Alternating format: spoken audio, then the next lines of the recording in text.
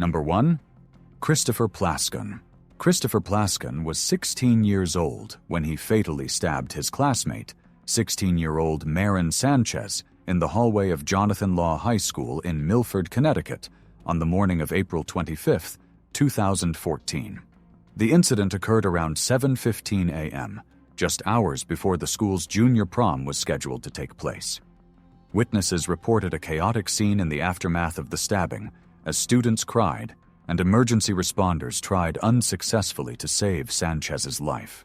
She was transported to Bridgeport Hospital, where she was pronounced dead from stab wounds. Plaskin and Sanchez had known each other for years. He was described by peers as the class clown, often cheerful and outgoing. He was involved in drama and athletics. However, close friends later revealed that he had struggled with mental health issues, including periods of depression and a previous attempt to hurt himself, although these claims were not officially confirmed. He reportedly harbored a long-standing fixation on Sanchez and had allegedly asked her to prom.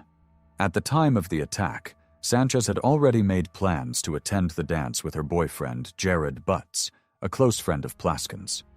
Marin Sanchez was active in school activities, a member of the National Honor Society, and had recently posted photos of herself in the dress she planned to wear to the prom. Friends believed this rejection may have triggered the incident, though Plaskin's defense later contested that interpretation. During the attack, a fellow student saw Plaskin on top of Sanchez and attempted to intervene, but was unable to stop the stabbing. Another student witnessed Plaskin throw the bloodied knife aside. He was immediately taken to the principal's office, where he was described as calm but visibly blood-stained. According to the affidavit, when a police officer arrived and asked what happened, Plaskin reportedly stated that he did it, and they should just arrest him. Plaskin was arrested and charged with murder as an adult. He was initially held at Manson Youth Institution in Cheshire, Connecticut, under watch, and was later transferred to a psychiatric hospital for evaluation. His bail was set at $3 million. His attorney indicated early on that the defense was considering a possible mental health strategy. Plaskin was being treated with antipsychotic and anti-anxiety medications and showed signs of psychosis. On June 4, 2014, Plaskin appeared in Milford Superior Court and pleaded not guilty to murder. He waived his right to a probable cause hearing. The defense continued to explore his psychiatric state at the time of the offense. His family, including his mother Kathy and Uncle Paul Healy, attended the hearings and expressed sorrow for the events and grief for both their son and the victim. In March 2016, at age 19, Christopher Plaskin entered a plea of no contest to the murder charge. The court accepted the plea, treating it as a guilty conviction under Connecticut law. On June 6, 2016, Plaskin was sentenced to 25 years in prison with no possibility of parole for the first 13 years in accordance with Connecticut's revised juvenile sentencing statutes. Prosecutors maintained that the attack was connected to Sanchez's rejection of his prom proposal. The defense denied this connection and emphasized Plaskin's deteriorating mental state, describing symptoms of psychosis.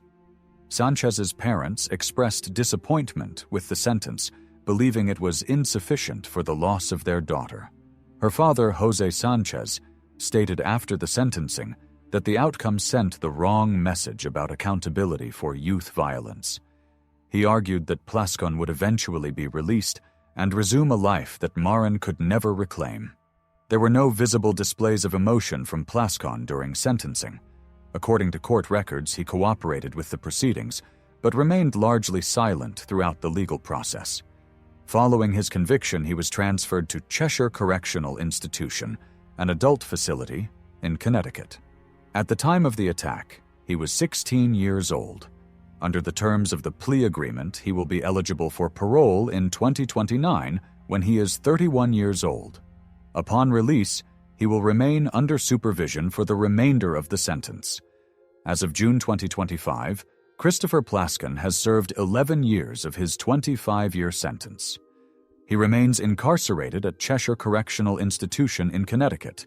He is not eligible for parole until 2029 and has not been released. Number 2, Austin Reed Sig. Austin Reed Sig was 17 years old when he abducted and murdered 10-year-old Jessica Ridgway in Westminster, Colorado, on October 5, 2012. At the time, he was a student interested in forensic science and mortuary studies and was attending Arapahoe Community College after earning his GED. Sig had previously attended Standley Lake High School but dropped out after the 11th grade. He lived with his mother, Mindy Sig, in a quiet suburban home. Described by former classmates as intelligent but withdrawn, Sig had been known for dressing in black, sitting in the goth corner of his school cafeteria, and expressing a fascination with death and mortuary science. On the morning of October 5, 2012, Jessica Ridgway, a 5th grade student at Witt Elementary School, left her home intending to meet a friend so they could walk to school together. She never arrived. Her mother, Sarah Ridgway, who worked night shifts, missed a call from the school and did not immediately realize Jessica was missing. A large-scale community search was launched involving local law enforcement, the FBI, and volunteers. Sig abducted Jessica as she walked past his parked car. He restrained her with zip ties and transported her to the home he shared with his mother. Investigators later learned that Sig held Jessica in his room for nearly 2 hours. He first attempted to murder her with the zip ties, but when that failed, he used his hands.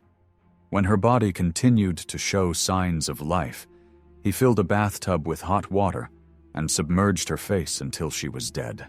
Afterward, he methodically dismembered Jessica's body. Some remains were placed in a field in Arvada, while others were hidden inside a crawl space in his home. On October 7th, Jessica's dismembered remains were found in the park in Arvada, confirming that the missing persons case had become a homicide investigation. Days later, on October 10th, her backpack was discovered in the nearby town of Superior. A tuft of blonde hair was also found, though authorities initially did not confirm if it was linked to Jessica. Meanwhile, Sig remained at large. Authorities eventually connected the murder with a separate attempted abduction that had occurred on May 28, 2012, involving a 22-year-old female jogger near Kettner Lake. In that case, the woman was able to escape, but investigators noted similarities between the two incidents, including a chemical-soaked rag used to subdue the victim. Sig's arrest came on October 23, 2012, after he confessed to his mother, who immediately contacted authorities. She told dispatchers that he did it, and he gave her details, and her remains were in their house. Sig was arrested without resistance and taken into custody at the Westminster Police Department. He waived his rights and cooperated with police. He confessed on a recorded 911 call, saying that he murdered Jessica Ridgway and he has proof that he did it. DNA evidence tied Sig to the crime, including material found on Jessica's backpack. During interrogation, he also admitted to using the internet to research homemade chloroform for the earlier attack on the jogger. Despite initially denying sexual assault evidence and testimony, revealed that he forced Jessica to change into his clothes, cut her hair, and was aroused in an intimate way during the dismemberment process. He was charged as an adult with 15 counts, including first-degree murder, kidnapping, assault of a child, and charges related to the attempted abduction of the jogger. Because he was 17. At the time of the crime, he was ineligible for the death penalty. In February 2013, he pleaded guilty to all charges in order to avoid trial. On November 19, 2013, the district judge sentenced him to life in prison with the possibility of parole after 40 years. He also received an additional 86 years for the remaining charges. Jessica's mother, Sarah Ridgway, chose not to address the court directly about Sig, stating that once the trial ended, she intended to forget his name and focus only on Jessica's legacy. A slideshow of Jessica's life played in the courtroom, showing her as a smiling, energetic young girl. Throughout most of the proceedings, Sig displayed little emotion. He cried only once when the victim impact statements were read. His defense attorney, Ryan Lower, argued that because Sig was legally a juvenile at the time of the crime, he should be given a sentence that allowed for parole. He also referenced Sig's difficult upbringing, including claims that Sig's mother inhaled paint during pregnancy, and that he experienced physical trauma at birth. Psychologist Anna Salter testified that he was sadistic and lacked empathy, further describing the killing as calculated. Sig did not give a full personal statement during sentencing, but acknowledged in court that he had done wrong. He also accepted the condition that he would have no contact with Jessica's family and would pay over $8,300 in restitution. As of March 2025, Austin Reed Sig remains incarcerated at the Colorado State Penitentiary in Canyon City, Colorado. He has served 12 years of his life sentence and will not be eligible for parole until 2052, when he will be 57 years old. Number 3. Nicholas Kedrawitz. Nicholas Kedrawitz was 13 years old when he brutally murdered his two younger siblings in separate incidents that occurred less than 3 months apart in the family's home in Osgood, Indiana. On May 1st, 2017, paramedics responded to an emergency call at the home where Nicholas lived with his mother, Christina McCartney, his stepfather, Stephen Ritz, and several siblings. The call was made after Nicholas alerted his mother that his 23-month-old half-sister, Desiree McCartney, was not acting right and wasn't breathing. When Christina returned home from work, she found Nicholas holding Desiree wrapped in a towel. According to statements given to investigators, Christina began performing CPR while Stephen contacted emergency services. Desiree was transported to Margaret Mary Health and later transferred to Cincinnati Children's Hospital, where she died 5 days after the incident. At the time, the cause of her condition was unclear, but child welfare officials and the Indiana State Police launched an investigation. Meanwhile, the family continued to live together in the same residence. Less than 3 months later, on July 20th, 2017, another call was made to paramedics. This time it involved 11-month-old Nathaniel Ritz, Nicholas' stepbrother. According to statements given during the investigation, Christina had asked Nicholas to help put Nathaniel to bed. Shortly afterward, he again told her that something was wrong with the child. Nathaniel was taken to Margaret Mary Health, but was pronounced dead the following morning. Following the second death, investigators began to re-examine the circumstances surrounding both fatalities more closely. Information was gathered from relatives and others who reported that Nicholas had made concerning remarks and exhibited troubling behavior in the months leading up to and following the deaths. Several individuals told investigators about instances of animal cruelty, including one case in which Nicholas severely injured a kitten at his great-aunt and great-uncle's home. He allegedly spoke about wanting to see the animal's brain splattered everywhere. He also made disturbing remarks to his great-aunt about her health, suggesting she just needed to die. On December 13, 2017, Indiana State Police conducted a formal interview with him. During this questioning, the teen described having dreams involving angels and referenced saving his siblings from hell and the chains of fire. He told investigators that he had put a towel over Desiree's head to set her free to heaven, and similarly placed a blanket over Nathaniel's head. The court proceedings that followed were complex and delayed, in part due to questions regarding his mental competency. 5 doctors evaluated him. 3 concluded he was not competent to stand trial, while 2 found that he was. The presiding judge in Ripley County ultimately sided with the minority opinion, ruling that the case would proceed in adult court. Defense attorneys argued that Nicholas had long-standing, untreated mental health problems and lacked a clear understanding of his actions. However, prosecutors insisted he was aware of the consequences of what he had done. The criminal trial concluded in August 2021, when he was convicted on 2 counts of murder. He faced a possible sentence of up to 65 years for each count. On February 2, 2022, Ripley County Judge sentenced him to 50 years in prison for each murder to be served consecutively. The judge stated that the time elapsed between the 2 deaths and the calculated nature of the acts warranted consecutive sentences. This brought the total sentence to 100 years in prison. During sentencing, the prosecution noted Kedrawitz had shown no remorse in the months and years following the murders. His mother, Christina McCartney, described the situation as devastating, acknowledging that 2 of her children were gone, 1 dead and 1 imprisoned for life. In interviews prior to the sentencing, she expressed sorrow over her children's deaths and said she had nightmares imagining what they might have experienced. She stated that she had never witnessed signs of violence in Nicholas before the crimes, describing him as a quiet, intelligent boy who did well in school. Nicholas was transferred to the Indiana Department of Correction following sentencing. Due to the nature of the crimes and the defendant's age, he was placed in a facility suitable for young adult offenders. He is currently serving his sentence at the Wabash Valley Correctional Facility, a high-security prison located in Carlisle, Indiana. As of March 2025, Nicholas Kedrawitz has served just over 3 years of his 100-year sentence.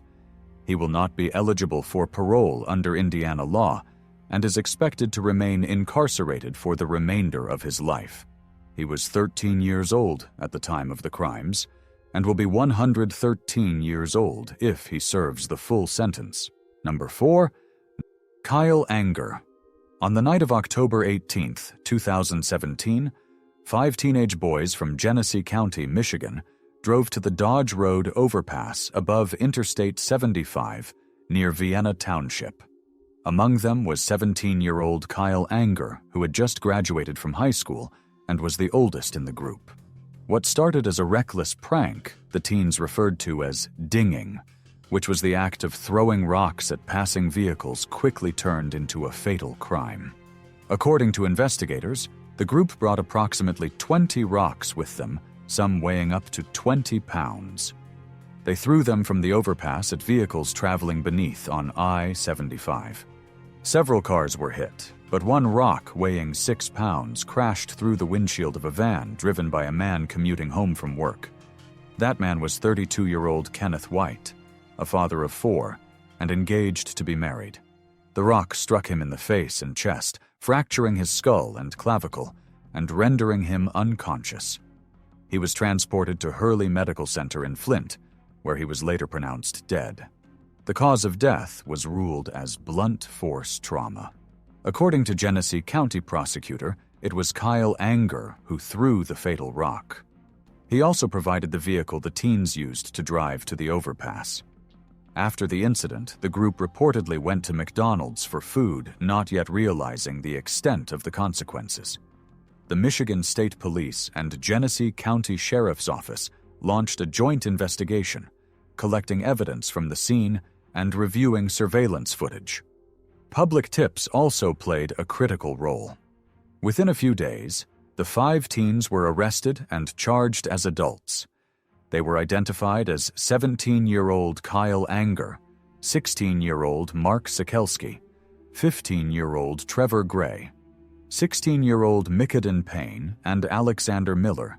15.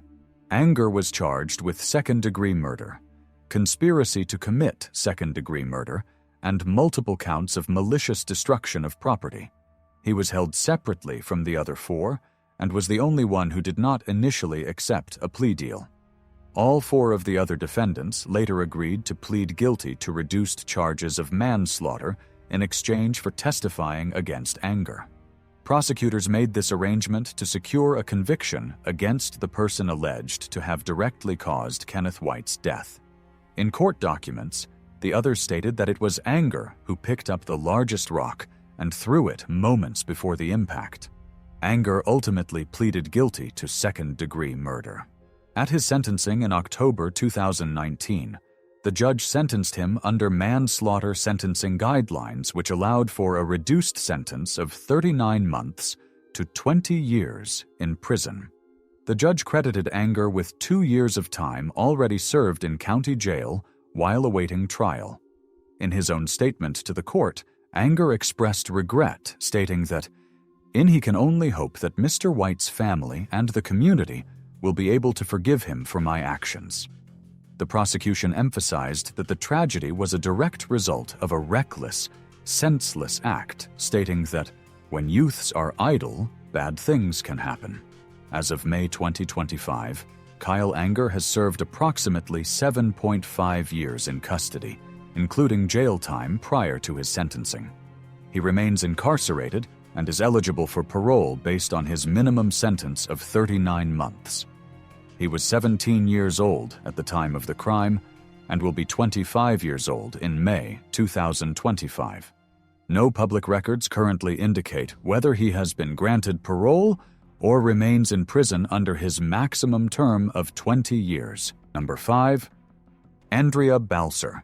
Andrea Balser, formerly known as Andrew Balser, was 17 years old at the time of the incident.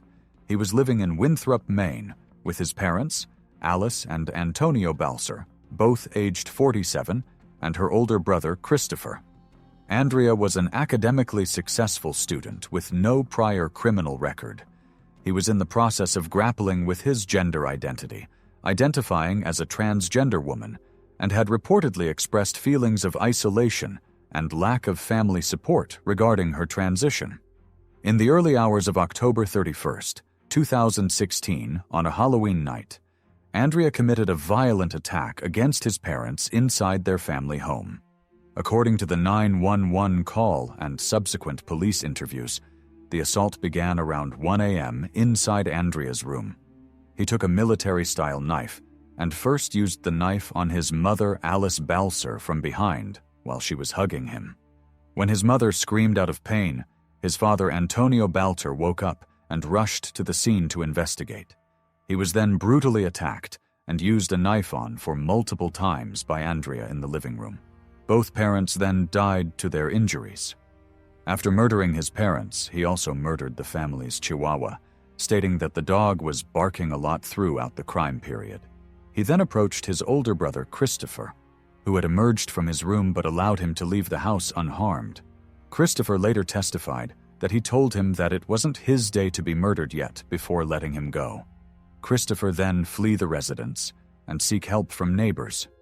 After the whole incident, Andrea called 911 herself and told the dispatcher that he had snapped and murdered her parents. During initial police questioning, he expressed confusion and an inability to fully understand her actions. He was arrested at the scene and taken into custody. During the investigation, he revealed that he had long struggled with gender identity. He told authorities that she identified as a woman and had experienced emotional distress due to a lack of acceptance from his family. He later claimed that his mother was abusive and that his father was unaccepting of his gender identity, though these claims were strongly disputed by family members and family friends. Despite being 17 at the time of the crime, he was charged and tried as an adult. He was indicted on 2 counts of intentional or knowing murder and 1 count of aggravated cruelty to animals. His legal counsel entered a guilty plea under an agreement that capped the maximum sentence at 55 years. The sentencing took place in Augusta, Maine. The court considered several mitigating factors, including his young age, lack of prior criminal record, strong academic performance, and his admission of guilt and acceptance of responsibility. However, the court ultimately rejected arguments that his gender identity struggles should be treated as a mitigating circumstance. The judge stated that while many transgender individuals face similar societal and familial challenges, these issues cannot justify violent actions. During the sentencing, Andrea addressed the court and asked for forgiveness. She was emotional throughout the proceedings, often looking down, wiping away tears, and taking notes as others spoke. The sentencing hearing included impact statements from surviving family members. Christopher Balser, Andrea's brother, called his explanations flimsy and stated that leniency would only serve to endanger the public. He emphasized that in his view, his brother showed no genuine remorse. Other relatives strongly described the accusations of abuse and rejection as untrue. After much deliberation, Andrea Balser was then sentenced to 40 years in prison. Following sentencing, he was transferred to the Maine Department of Corrections. He is currently serving his sentence at the Maine Correctional Center in Windham, Maine. Given that he was sentenced to 40 years in 2018 at the age of 20, he will be eligible for release in 2058. At that time, he will be approximately 60 years old, assuming no early release or parole is granted. As of now, Andrea Balser has served approximately 7 years of his 40-year sentence. Number 6. Cameron Moffett. On March 18, 2010, 18-year-old Kimberly Proctor was lured to a home in Langford, British Columbia, where she was abducted, tortured, and murdered by 2 of her classmates, 17-year-old Cameron Moffett and 16-year-old Cruz Wellwood. The case was one of the most disturbing in Canadian juvenile crime history due to the level of premeditation and brutality involved. Kimberly Proctor had previously been bullied and isolated in school. She was described as a sensitive, animal-loving teenager who had been targeted by peers, including Wellwood and Moffett. On the day of the murder, Kimberly was contacted by Wellwood through MSN Messenger. He told her he had something to share regarding a mutual acquaintance. She still had feelings for which was used as a ruse to lure her to the house he shared with his mother. Once Kimberly arrived, she was overpowered by Moffett and Wellwood. She was bound with duct tape, assaulted, beaten, and tortured for several hours before being suffocated. Following her death, the pair placed her body in a freezer. Later, they transported her remains in a hockey bag on public transit to the Galloping Goose Trail, which was a popular hiking path. There, they set her body on fire. The crime was extensively premeditated. Investigators later uncovered a massive digital trail left by the perpetrators. Their online activities included violent and sadistic watch history, explicit conversations about assault fantasies, and Google searches on topics such as organ insides, bone fracture, and camp fuel. Days before the murder, they used Google Maps to locate potential body disposal sites. Cruz Wellwood even asked a contact in an online game what she would think if he acted out his fantasies in real life, saying he would target a random person for shits and giggles. One of the key pieces of digital evidence came shortly after the crime. Wellwood, while cleaning up after the murder, sent a suspicious message to a friend saying, "Sorry, the freezer was jumping around." He later confessed to a girl he met on World of Warcraft, providing local news links to verify his claim. After Kimberly's body was discovered the following day, March 19, 2010, police began a comprehensive investigation. Digital forensic specialists collected the equivalent of 1.4 billion pages of online evidence. Authorities also monitored Facebook groups and online discussions where friends speculated about who may have been responsible. Moffett and Wellwood were eventually arrested and interviewed over the course of 2 days.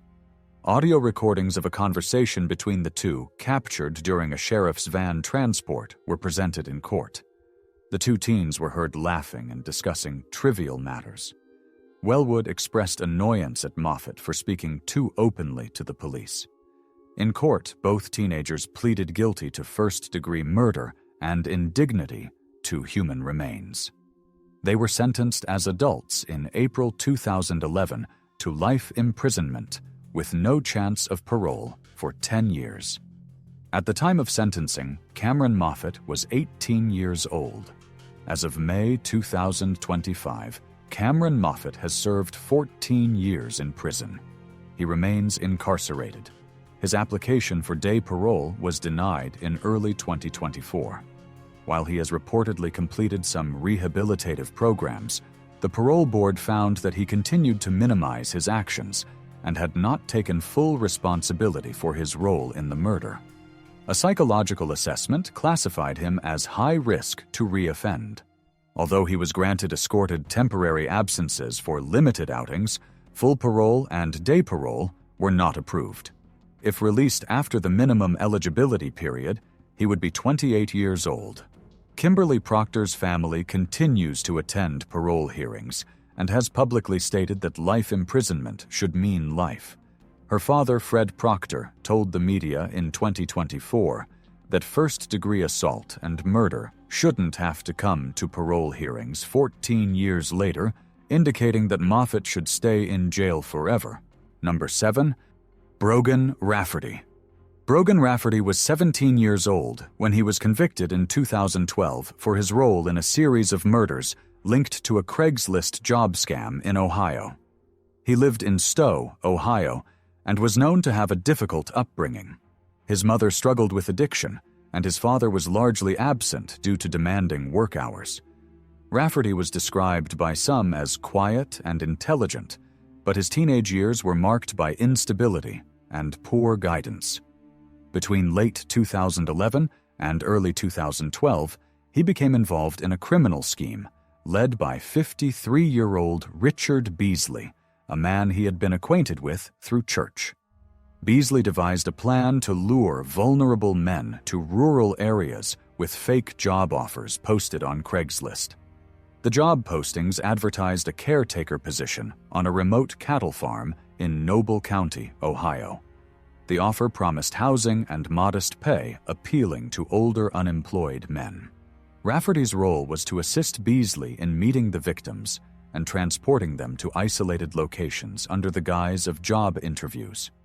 Authorities later determined that 4 men were targeted: 56-year-old Ralph Geiger, 51-year-old David Pauley, 47-year-old Timothy Kern, and 49-year-old Scott Davis. Of the 4 victims, only Davis survived. On separate occasions, Rafferty and Beasley met each victim, had breakfast with them, and drove them to the supposed farm. Once in the woods, Beasley would lead the men away under the pretense of showing them equipment. He will then shoot them. Davis testified in court that he became suspicious after hearing a firearm cock behind him. He turned and managed to push the weapon away after being shot in the arm. Davis escaped into the woods and found help at a nearby house, which ultimately led to the unraveling of the plot. Geiger, Pauley, and Kern were each shot and buried in shallow graves in the woods. The victims had been chosen due to their vulnerable backgrounds, unemployed, single, and isolated, making their disappearances less likely to draw immediate attention.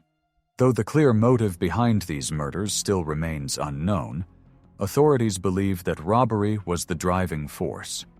Rafferty was arrested in 2011 and tried as an adult. The trial took place in Summit County Common Pleas Court in Akron, Ohio. The jury consisted of 7 women and 5 men.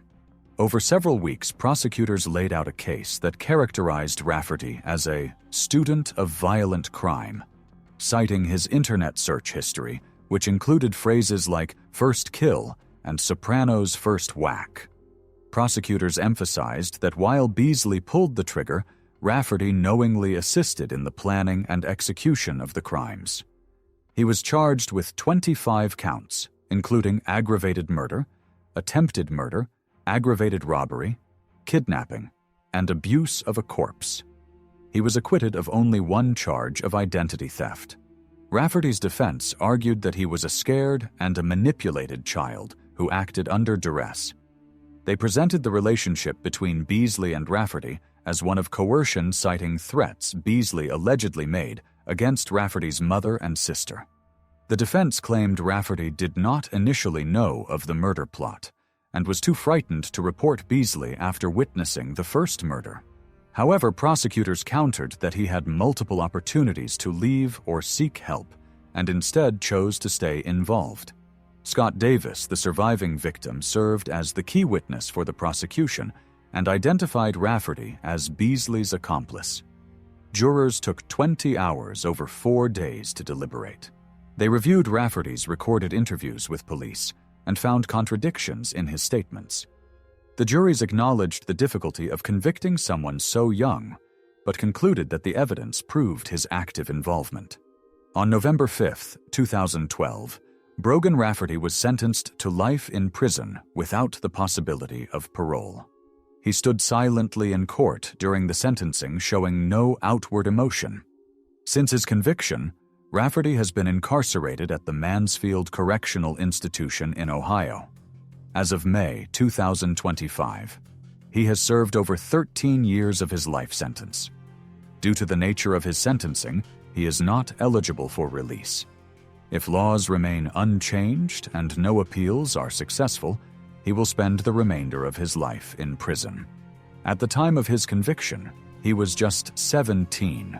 If he were ever hypothetically eligible for release, he would be well into his 60s or 70s before any parole consideration. Number 8. Carlos Rayales. Dominguez Carlos was a former student at the University of California, Davis. He is originally from Oakland and living in Tracy, California. In high school, he was regarded as academically strong and socially well-adjusted. However, during his first year at UC Davis, he began to show signs of severe mental health decline. He lost his job, separated from his girlfriend, and struggled with academic and financial stress. In December 2022, he searched online for and purchased a Smith & Wesson tactical knife. According to prosecutors, this was the same weapon later used in a series of knife attacks that occurred between April 27th and May 1st, 2023 in Davis, California. These attacks resulted in 2 deaths and 1 serious injury. The first incident occurred on April 27, 2023, when 50-year-old David Broe was found deceased on a bench in Central Park. He had been brutally attacked and stabbed 31 times. Investigators recovered a knife sheath at the scene later matched by DNA to Dominguez. Surveillance footage and cell phone data placed Dominguez in the area before the attack.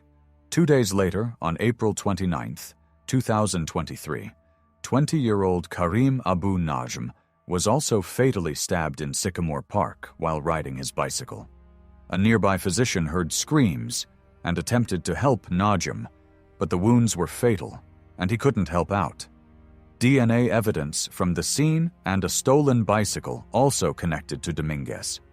After the second attack on May 1, 2023, 64-year-old Kimberly Guillory was also attacked while inside her tent in downtown Davis.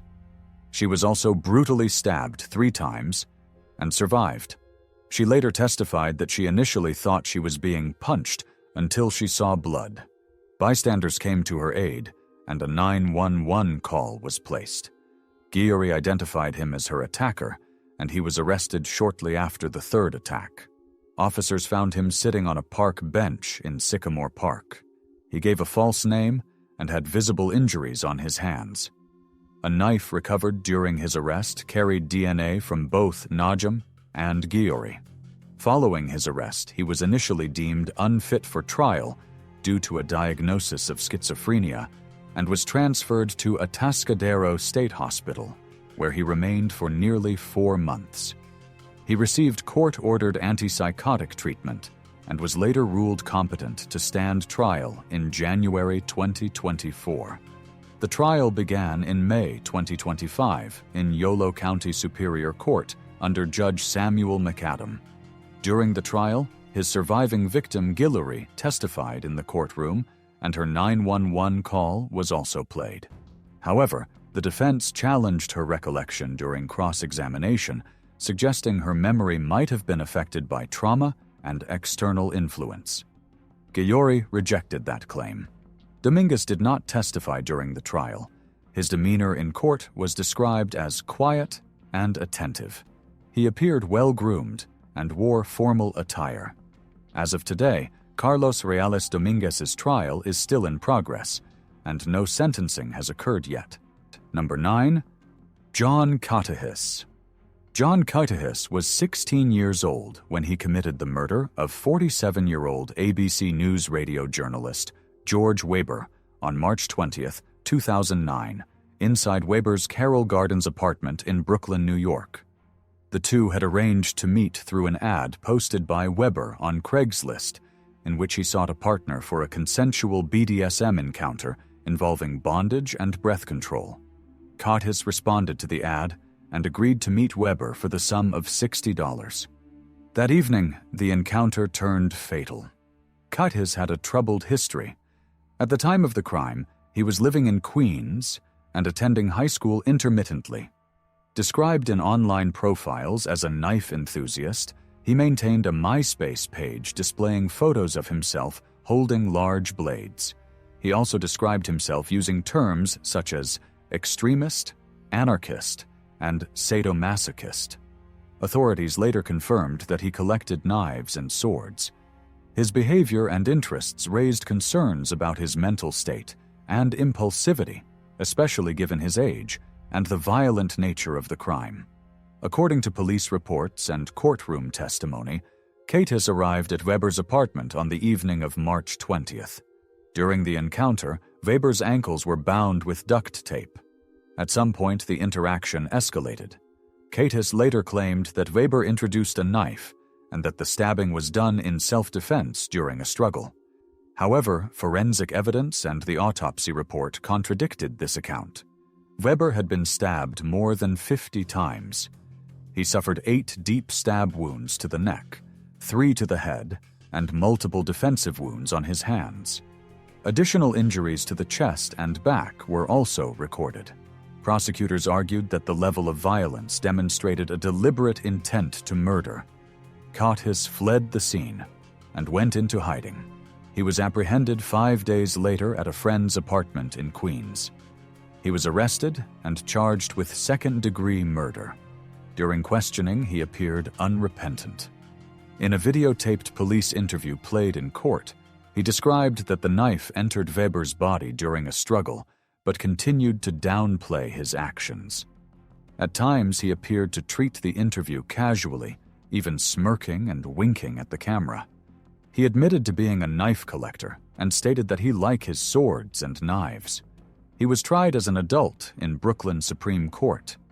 His first trial in 2010 ended in a mistrial due to a hung jury. 11 jurors voted for conviction, but one juror held out citing doubts about intent. A retrial was held in 2011. This time, the jury found Katahus guilty of second-degree murder. The court rejected his claims of self-defense, emphasizing the excessive number of stab wounds and the physical restraint of the victim. At sentencing, the judge handed down the maximum sentence of 25 years to life in prison. Katahus appeared in court wearing a suit and tie with his hair shaved short. During the proceeding, he addressed the court briefly, stating that he was sorry and he regrets the death of George Weber. This statement marked the first time he publicly expressed remorse. Despite the brutal nature of the crime, George Weber's family members showed a measure of grace. Following sentencing, Katahus was transferred to the custody of the New York State Department of Corrections and Community Supervision. He has been housed at multiple facilities, but is currently serving his sentence at Clinton Correctional Facility, a maximum security prison in Dannemora, New York. He was 16 years old at the time of the crime, and if released at the earliest possible date, he would be approximately 41 years old. As of March 2025, John Katahus has served approximately 16 years of his 25 years to life sentence. Number 10, Isaiah Sweet. Isaiah Sweet was a 17-year-old teenager from Manchester. He had been living with his grandparents, 55 years old Richard Sweet and his grandmother, 62-year-old Janet Sweet. They were his legal guardians and had raised him since he was 4 years old due to difficulties within his immediate family. According to his later confession, Sweet felt mistreated by his grandparents, stating that his grandfather constantly told him lots of unkind words, including telling him to fall off the earth, and that they both treated him badly. Sweet was known in his community as a troubled youth with a history of behavioral and emotional struggles. Prior to the crime, he was a high school student and was described by classmates as withdrawn, and sometimes angry. The incident that led to his arrest occurred around May 11th, 2012, when he took his grandfather's firearm and brutally shot him in the head from behind. He then also shot his grandmother in the same manner. After the murder, he remained in the house for several days, with the bodies still inside. During this period, he reportedly hosted friends at the home and made no mention of the crime. On May 13, 2012, 2 days after the murders, family members who had been unable to reach the grandparents became concerned and contacted police. Upon police arrival on the Mother's Day, they discovered the bodies and began an immediate search for Isaiah, who was not at the residence at that time. He was eventually located and arrested in Davenport, Iowa, one day after the bodies were found, following an intense manhunt during which he fled from police on foot in a wooded area of Cedar Rapids. According to the investigation, the shootings were not spontaneous, but were premeditated. Law enforcement found messages left on his Facebook page around the time of the murders suggesting his intentions and reflections on the act. Following his arrest, he was transported back to Delaware County for questioning and subsequently charged with 2 counts of first-degree murder. The trial process began, but due to his age, the case drew significant legal attention. Although 17 at the time of the crime, he was charged as an adult under Iowa law. His legal team attempted to present mitigating factors, including his mental health history and troubled upbringing, but prosecutors emphasized the deliberate nature of the murders and his actions in the aftermath. In 2014, Isaiah Sweet pled guilty to both counts of first-degree murder. During sentencing, the Delaware County District Court considered the premeditated nature of the crimes and Sweet's lack of remorse. The judge considered that mandatory life without parole sentences for juveniles were unconstitutional. However, after much review, the court determined that Sweet's crimes demonstrated an irreparable corruption that warranted the harshest penalty available. After much deliberation, Isaiah was sentenced to life in prison without the possibility of parole. The judge indicated that Sweet was extremely dangerous and would continue to be a threat to society if released. Following the sentencing, Sweet showed minimal visible reaction in the courtroom. According to courtroom records and witness accounts, he appeared calm and did not offer any apology to the family members of the victims during the hearing. Incarcerated within the Iowa Department of Corrections, as of 2025, he has served his approximately 13 years in custody, including time spent in juvenile detention prior to his transfer to adult prison. Number 11. Michael Gavin Campbell. Michael Gavin Campbell was 17 years old when he was involved in the fatal shooting of 16-year-old Shayna Rithaler in Sturgis, South Dakota. The 2 teenagers had met several weeks earlier on an online dating platform called Badoo. They maintained communication through digital messaging and eventually arranged to meet in person. Shayna, who lived in Moorcroft, Wyoming, expressed intentions to run away from home and live with Campbell at his residence in Bloxburg, a small community near Sturgis. On October 3, 2019, Shayna was seen getting into a vehicle outside a coffee shop in Moorcroft. That vehicle, later confirmed to be a Jeep driven by Campbell, transported her across state lines into South Dakota. The 2 arrived at Campbell's home, which he shared with his mother. At some point after arriving, the 2 got into an argument. The nature of the dispute was not detailed in court records, but during the altercation, Campbell retrieved a firearm believed to be his mother's and shot Shayna once in the head in the basement of the residence. He later admitted there was no intention to murder her prior to the moment of the shooting. After the shooting, Campbell did not report the incident. Shayna's disappearance prompted a missing person report, and an investigation was opened in Wyoming. Authorities traced the last known interactions and communications from Shayna's phone, leading to the identification of Campbell as a person of interest. Law enforcement from South Dakota and Wyoming coordinated efforts. On October 6th, police located Campbell and his vehicle in the Deadwood area, but Shayna was not with him. The following day, October 7th, Her body was discovered by Meade County Sheriff's deputies in the basement of the home where Campbell lived. Campbell was arrested and charged with second-degree murder. He initially pleaded not guilty and not guilty by reason of insanity. Defense attorneys also considered the possibility of transferring the case to juvenile court, which would have imposed a significantly reduced sentence if granted. In May 2020, Campbell accepted a plea agreement. He pleaded guilty to first-degree manslaughter, a Class C felony under South Dakota law. Prosecutors stated that the plea was appropriate because the shooting occurred without premeditation or design to kill. As part of the plea deal, the original second-degree murder charge was dismissed, and both parties agreed to recommend a sentence of 55 years in prison. When asked by the judge if he had any justification for the act, Campbell responded, no. He also waived his right to challenge the search of his home and phone and to suppress statements made to law enforcement. Additionally, he agreed not to appeal his conviction or sentence. He acknowledged that he understood he would not be eligible for juvenile sentencing and that the judge was under no obligation to follow the recommended prison term. Sentencing took place in July 2020. The judge sentenced him to 55 years in the South Dakota State Penitentiary. The sentence includes a condition that he undergo chemical and alcohol treatment while incarcerated. He was also ordered to pay $11,000 in restitution, including $2,500 to Shayna Ritheller's family. He was further prohibited from having any contact with the victim's family for life.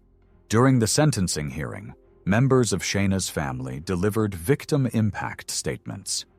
Her younger sister expressed fear that Campbell could harm other family members in the future. The family also conveyed confusion over why Campbell had committed the crime and how he was able to carry on daily activities for several days while the victim's body remained hidden in his home. Under the terms of the sentence, Campbell will be eligible for parole after serving only 27 years. If released at the earliest opportunity, he would be 44 years old. He was initially held at a juvenile facility in Rapid City before being transferred to the South Dakota State Penitentiary in Sioux Falls, where adult male offenders serve long-term sentences. As of March 2025, Michael Gavin Campbell remains incarcerated at the South Dakota State Penitentiary. He has served 5 years of his 55-year sentence. He will become eligible for parole in 2047. Number 12, George Robert Stewart. George Robert Stewart IV was 17 years old when he was charged in the murder of his 91-year-old neighbor, Paul Monchnick. At the time of the crime, George was a high school sophomore living in Romulus, Michigan, where he was known as an athlete and student at Romulus High School. He had temporarily moved in with his grandfather on Detroit's west side just days before the incident, while his mother was relocating. He had no known history of violent crime prior to the incident. In the early hours of November the 23rd, 2015 first responders were called to a house fire at the residence of Paul Monchnick, a retired television repairman and World War II veteran. The fire had fully engulfed the home by the time authorities arrived. After the flames were extinguished, Monchnick's body was discovered near the front entrance. He had suffered extensive burns and showed visible signs of trauma, including head injuries and lacerations. Detroit Fire Department lieutenant who investigated the scene testified that the fire originated at the location where the body was found and appeared to have been intentionally set. A subsequent investigation revealed that a young man had been captured on surveillance video purchasing gasoline at a nearby station shortly before the fire. Monchnick's van, which was missing from the property, was also caught on camera being driven by a person matching the same description. Two of Stewart's family members, his aunts Denise Clanton and Diane Jones, recognized him in the surveillance footage aired on the news and notified police. A school resource officer at Romulus High School also identified Stewart from the footage with certainty. Following these identifications, Stewart's grandfather, George Stewart Jr., turned him in to the police. He later expressed disbelief and sorrow over the situation, stating that he had only agreed to look after his grandson to help him remain in school. According to prosecutors, Stewart attempted to rob Monchnik's home and attacked the elderly man when he was unexpectedly encountered. After beating him, Stewart allegedly took Monchnik's van to a gas station, purchased gasoline, returned to the house, and used the fuel to set the victim and the home on fire. An autopsy conducted by the Wayne County Medical Examiner revealed that Monchnik had suffered head trauma and burns. Accelerant was found in his stomach, suggesting he may have been forced to ingest it. At Stewart's arraignment, Wayne County prosecutor described the crime as heinous, emphasizing the brutality involved. Initially charged with first-degree murder, felony murder, and arson, Stewart later pleaded guilty to second-degree murder on September 16, 2016. On September 30, 2016, he was sentenced to a prison term of 30 to 60 years. He was formally convicted as an adult, despite being a juvenile at the time of the offense.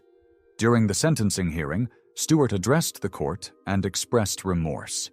He referred to Paul Monchnik as a good man and apologized to the victim's family.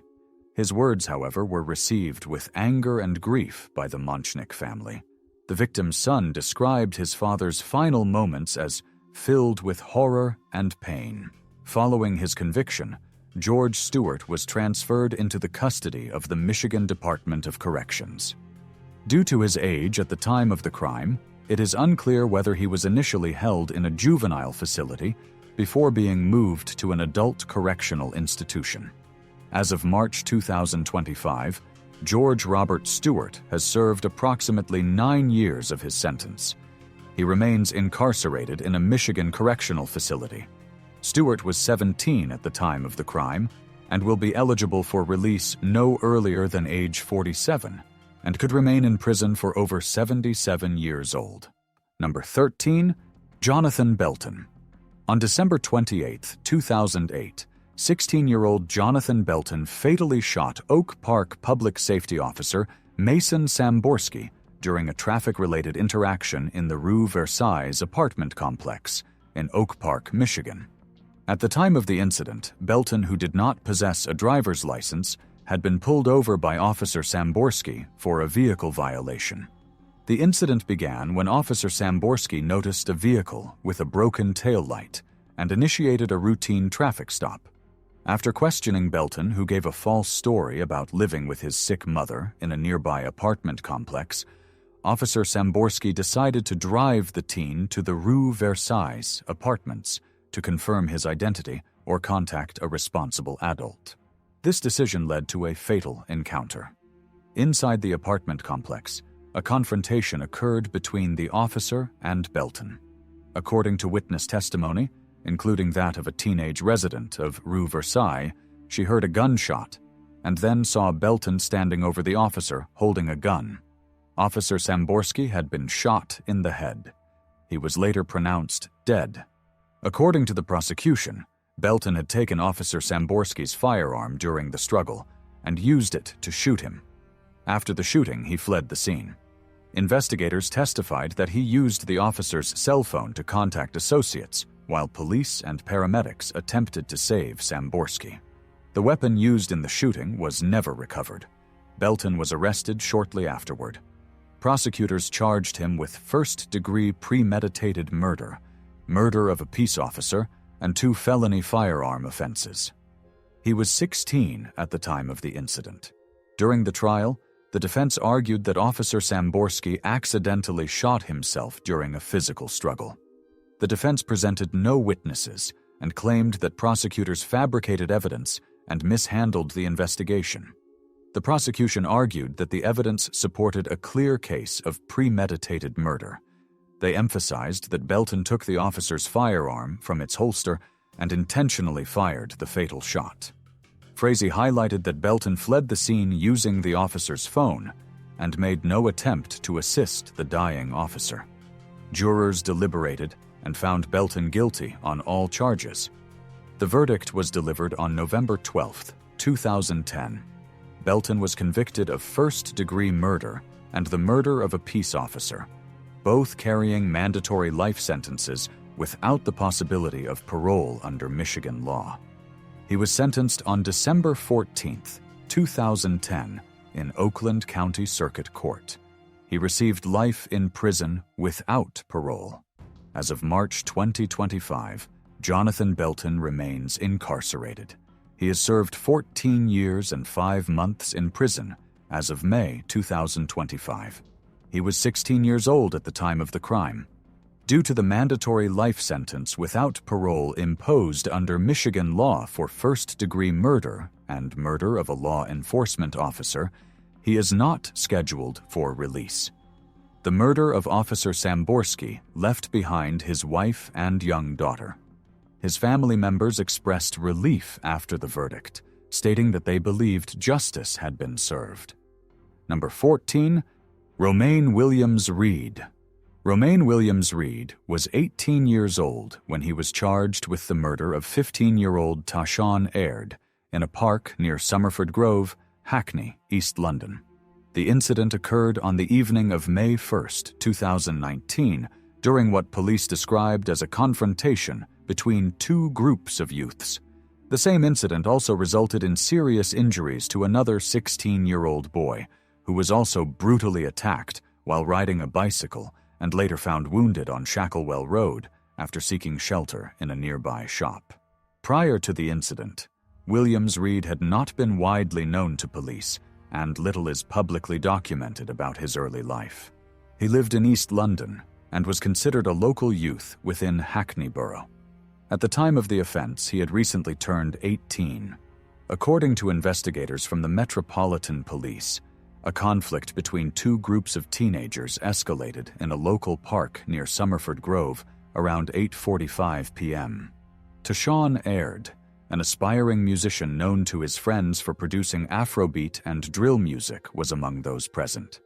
During the confrontation, Tashawn was fatally attacked with a knife, sustaining a wound that punctured his vital organs. Emergency services arrived quickly and attempted life-saving measures, but he was pronounced dead at the scene at 9:49 p.m. Shortly after the attack, police also located a second victim, a 16-year-old male who had also been stabbed and chased from the scene. He had managed to reach a local convenience store for help. He survived his injuries and was treated at the hospital. His wounds were deemed serious but not life-threatening. A forensic post-mortem examination was carried out, which confirmed that Tashawn had died from a single stab wound. Detectives launched a full-scale investigation, reviewing CCTV footage, speaking to witnesses, and gathering physical evidence from the scene and surrounding areas. Romaine Williams Reed was arrested and formally charged several days later. He was charged with the murder of Tashawn Aird and with grievous bodily harm, with intent in connection to the attack of the second teenager. He appeared at Barkingside Magistrates Court, where initial hearings took place before the case was sent to Crown Court for trial proceedings. He was ultimately convicted of murder and grievous bodily harm with intent. The court imposed a sentence of life imprisonment with a minimum term of 19 years to be served before eligibility for parole. Tashawn Aird's family, who were present, expressed their grief through a written statement read aloud in court. They described Tashawn as a loving and artistic young boy who was passionate about music and drawing, worked hard at school, and had dreams of a career in music. They emphasized the deep void his loss had left in their lives. Following sentencing, Williams Reed was transferred to a Category A prison facility in the United Kingdom. Due to the nature of his sentence and age at the time of the crime, he was initially placed in a young offender institution before being transitioned to the adult prison system. As of March 2025, Romaine Williams Reed has served approximately 5 years of his life sentence for the murder of Tashawn Aird and the grievous bodily harm of another youth. He remains incarcerated at HM Prison Belmarsh, a high-security facility in southeast London. He will not be eligible for parole until at least 2038, at which point he will be 37 years old. Number 1. Remy Cordova. On February 20th, 2021, a tragic incident occurred at the intersection of Colfax Avenue and Interstate 25 in Denver, Colorado. Pamela Cabriales, a 32-year-old mother and a real estate agent, was stopped at a red light when she became the victim of a fatal shooting. The events unfolded after a minor traffic collision between Cabriales' vehicle and another car occupied by 14-year-old Remy Cordova and his associate, Neshan Johnson. Perceiving the incident as an issue, Cordova allegedly sought approval from Johnson to retaliate. Johnson reportedly responded, "Do what you gotta do, that's on you." Cordova then exited the vehicle armed with a firearm and approached Cabriales' car. He fired multiple shots into her windshield, critically wounding her. Cabriales was rushed to the hospital, but succumbed to her injuries several days later, leaving behind her young son. The investigation revealed that Cordova and Johnson believed Cabriales had tapped their car from behind at the traffic light. This perceived minor incident escalated into a senseless act of violence. Cordova was apprehended shortly after the shooting, and Johnson was also taken into custody for his involvement. Due to the severity of the crime and Cordova's prior history, he was charged and tried as an adult, despite being 14 at the time of the offense. In November 2024, a jury convicted him of first-degree murder and attempted first-degree murder. The following month, Judge Daryl Shockley sentenced him to life in prison with the possibility of parole after 40 years for the murder charge, and an additional 8 years for the attempted murder charge to be served consecutively. As of March 2025, Cordova has served approximately 4 years of his sentence. Number 2. Nicholas Prosper. On September 13th, 2024, in Luton, England, 19-year-old Nicholas Prosper executed a meticulously planned attack that resulted in the deaths of his mother, Juliana Falcon, his 16-year-old brother, Kyle, and his 13-year-old sister, Giselle. Prosper's ultimate objective was to carry out a mass shooting at his former primary school, aiming to achieve fame as one of history's most notorious mass murderers. Prosper harbored a deep fascination with mass shootings, extensively researching past incidents and formulating a detailed plan to carry out his own. He conducted surveillance of St. Joseph's Catholic Primary School, noting the schedules of assemblies and creating diagrams of classrooms with annotations of his plans for each. His ambition was to surpass the death tolls of previous mass shootings, including those at Sandy Hook and Virginia Tech. To execute his plan, Prosper forged a firearm certificate, enabling him to illegally purchase it from a private seller for £650. He selected Friday the 13th for the attack, a date he believed would add to the infamy of his actions. In the early hours of September 13th, he planned to murder his family while they slept, and then proceed to the school for the mass shooting. However, his mother, Juliana, confronted him after discovering the firearm, leading to a violent altercation. During the struggle, Prosper shot her. Giselle was found hiding under a dining table, having been shot. Kyle was shot twice and sustained over 100 knife wounds. Neighbors, alarmed by the commotion, contacted the police. Prosper fled the scene, hiding the weapon and additional cartridges in nearby bushes. After approximately 2 hours, he approached a police vehicle and was taken into custody. Upon arrest, Prosper displayed a disturbingly cheerful demeanor and inquired about school lockdowns.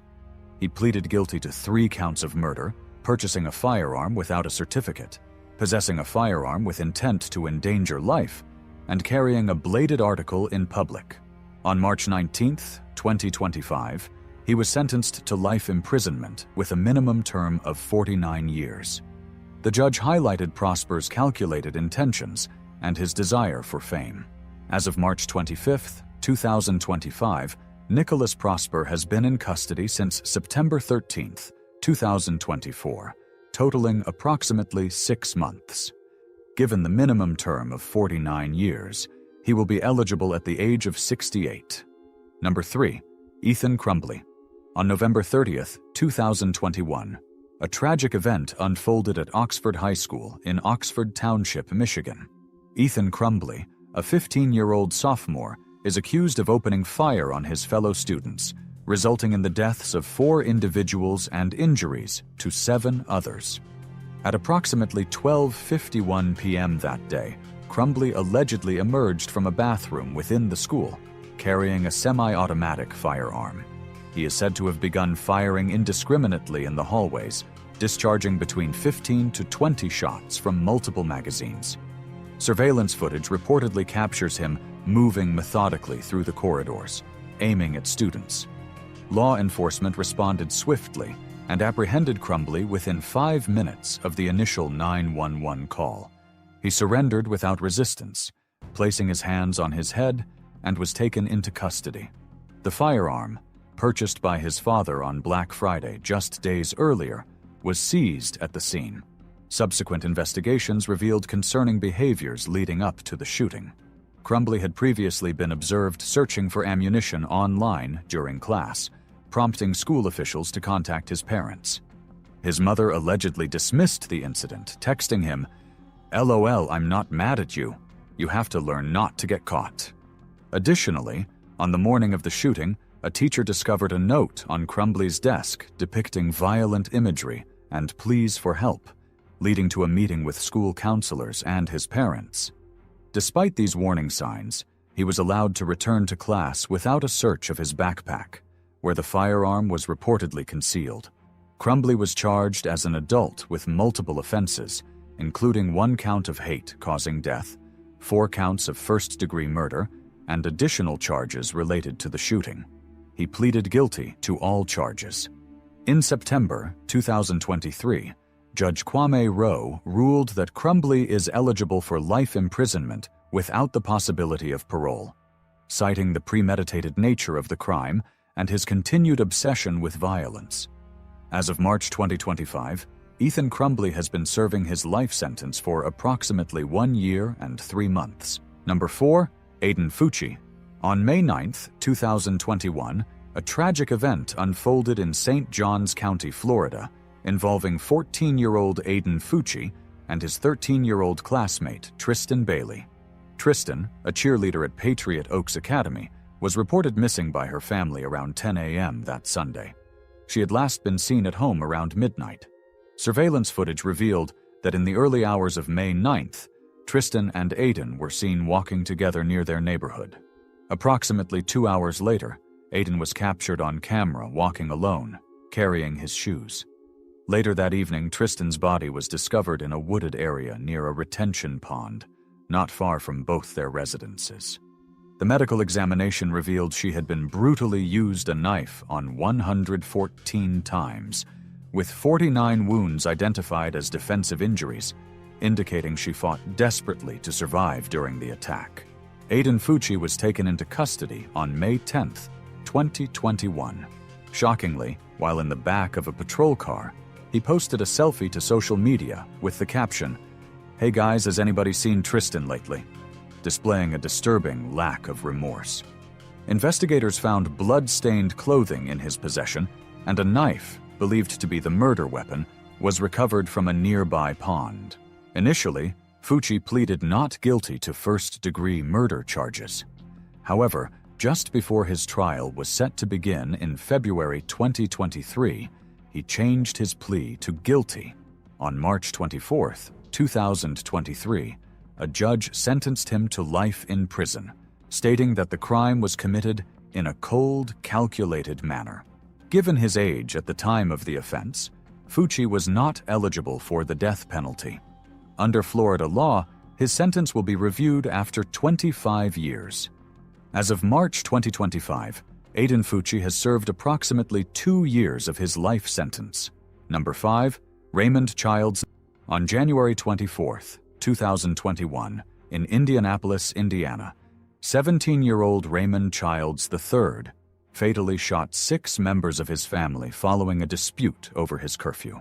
The victims were Raymond Childs Jr., his father, Kezzy Childs, his stepmother, Elijah Childs, his 18-year-old brother, Rita Childs, his 13-year-old little sister, and Kiara Hawkins, his brother Elijah's girlfriend, who was pregnant. Both she and her unborn child, Chaos Hawkins, did not survive. The incident began when Raymond was reprimanded by his father for violating his curfew. An argument started, during which Raymond retrieved firearms from the home and systematically shot his family members. His 15-year-old brother, Xavier, was also shot, but managed to escape and seek help from neighbors. Raymond was arrested and charged with 6 counts of murder. He was sentenced to 360 days in prison. The sentencing took place on March 10, 2025. He just began serving his sentence. Number 6. Aidan Zellmer. On the night of June 7, 2017, a woman named Katie Zellmer called the Thornton Police Department to report that her 15-year-old son, Aidan Zellmer, and 10-year-old Kiaya Campbell had been missing for several hours. According to her, the two had left their home in Thornton, Colorado to go shopping, but never returned, and neither of them had a phone. She drove around searching for them, but found no trace of them. 10-year-old Kiaya was the daughter of Katie's boyfriend, making her Aidan's step-sibling. With 2 minors missing, the police launched a large-scale search operation. During the search, Kiaya's biological father spotted Aidan Zellmer walking alone on Fairfax Street. When questioned, Aidan claimed that he and Kiaya had been caught in a rainstorm while walking back home. He said they got separated, and he tried looking for her in the woods but couldn't find her. Police were immediately suspicious. Aidan's story had inconsistencies, and his movements didn't align with the locations he claimed to have visited. Surveillance footage later revealed that Aidan and Kiaya had been seen walking together at 8:50 p.m. in a back parking lot, but just 40 minutes later, Aidan was seen returning alone. The next evening, a resident discovered Kiaya's partially unclothed body in a greenbelt area about a mile from where Aidan had claimed they got separated. She had suffered severe blunt force trauma. An autopsy revealed that she had suffered blows. At that moment, Aidan Zellmer was still being questioned by police. When they informed him that Kiaya's body had been found, his demeanor changed. He started crying and became visibly agitated. However, when asked directly if he had hurt her, he denied any involvement and insisted that he had only left her behind because she was being annoying. Aidan's shoes and clothing were collected for testing. With so much inconsistency in his story, he was charged and taken to a juvenile center. There he confessed to a cellmate. He was officially sentenced to life in prison with the possibility of parole after 40 years. He will be eligible for parole at the age of 57. Number 7. Thomas James Nearhouse. On November 22, 2023, in Pottstown, Pennsylvania, 15-year-old Thomas James Nearhouse brutally attacked and shot a homeless man, 39-year-old Jeremiah Waylon Hawkins. Around noon, at Security Plaza on South Hanover Street, Nearhouse confronted Hawkins. According to authorities, he accused Hawkins of assaulting his 16-year-old girlfriend. When the assault happened, Nearhouse reported to police that a homeless man named Jay was responsible for the assault. However, the girl's family chose not to pursue a criminal investigation. On the day of the shooting, surveillance footage and witness statements indicate that Nearhouse sought out Hawkins. The two engaged in a heated argument, during which Nearhouse brought out a firearm, reportedly belonging to his father, who ironically was the leader of a homeless advocacy group. Hawkins attempted to defend himself by swinging a tire at him, but Nearhouse fired a shot, striking Hawkins. After Hawkins fell, Nearhouse shot a second time, then he dropped the weapon and began to walk away. Bystanders intervened and detained Nearhouse until police arrived. Emergency responders transported Hawkins to Pottstown Hospital, where he was pronounced deceased. Nearhouse was taken into custody and charged as an adult with first-degree murder. He was arraigned and held without bail at the Montgomery County Youth Center. As of March 2025, Nearhouse has been incarcerated for approximately 1 year and 4 months. Given the gravity of the charges, if convicted, he faces a lengthy prison sentence. Number 8. Russell Burrell. On July 30, 2012, in Providence, Rhode Island, 17-year-old Russell Burrell, along with his accomplices Quandle Husband and Donovan Hall, conspired to rob Michael Martin, a known street hustler and substance dealer. That evening, the trio approached Martin's apartment under the guise of a social visit. Upon entry, they encountered Michael Martin and Damian Colin. An argument started immediately. Burrell, armed with a Glock firearm, opened fire, fatally shooting both Martin and Colin. The gunfire startled Shamika Barros, who had been napping on the couch. Awakening to the commotion, she began to scream, prompting Burrell to turn, and also used the weapon on her, resulting in her death. During this violent episode, 3 young children were present in the apartment, but fortunately, they were not harmed. After the incident, law enforcement swiftly apprehended the individuals involved. Russell Burrell was charged with 3 counts of murder. In November 2013, Burrell pleaded guilty to these charges, and in December 2014, the Superior Court judge sentenced Burrell to 6 life sentences plus an additional 10 years. Specifically, 4 of these life sentences were to be served consecutively, with the remaining 2 concurrently, ensuring that Burrell would not be eligible for parole until his mid-90s.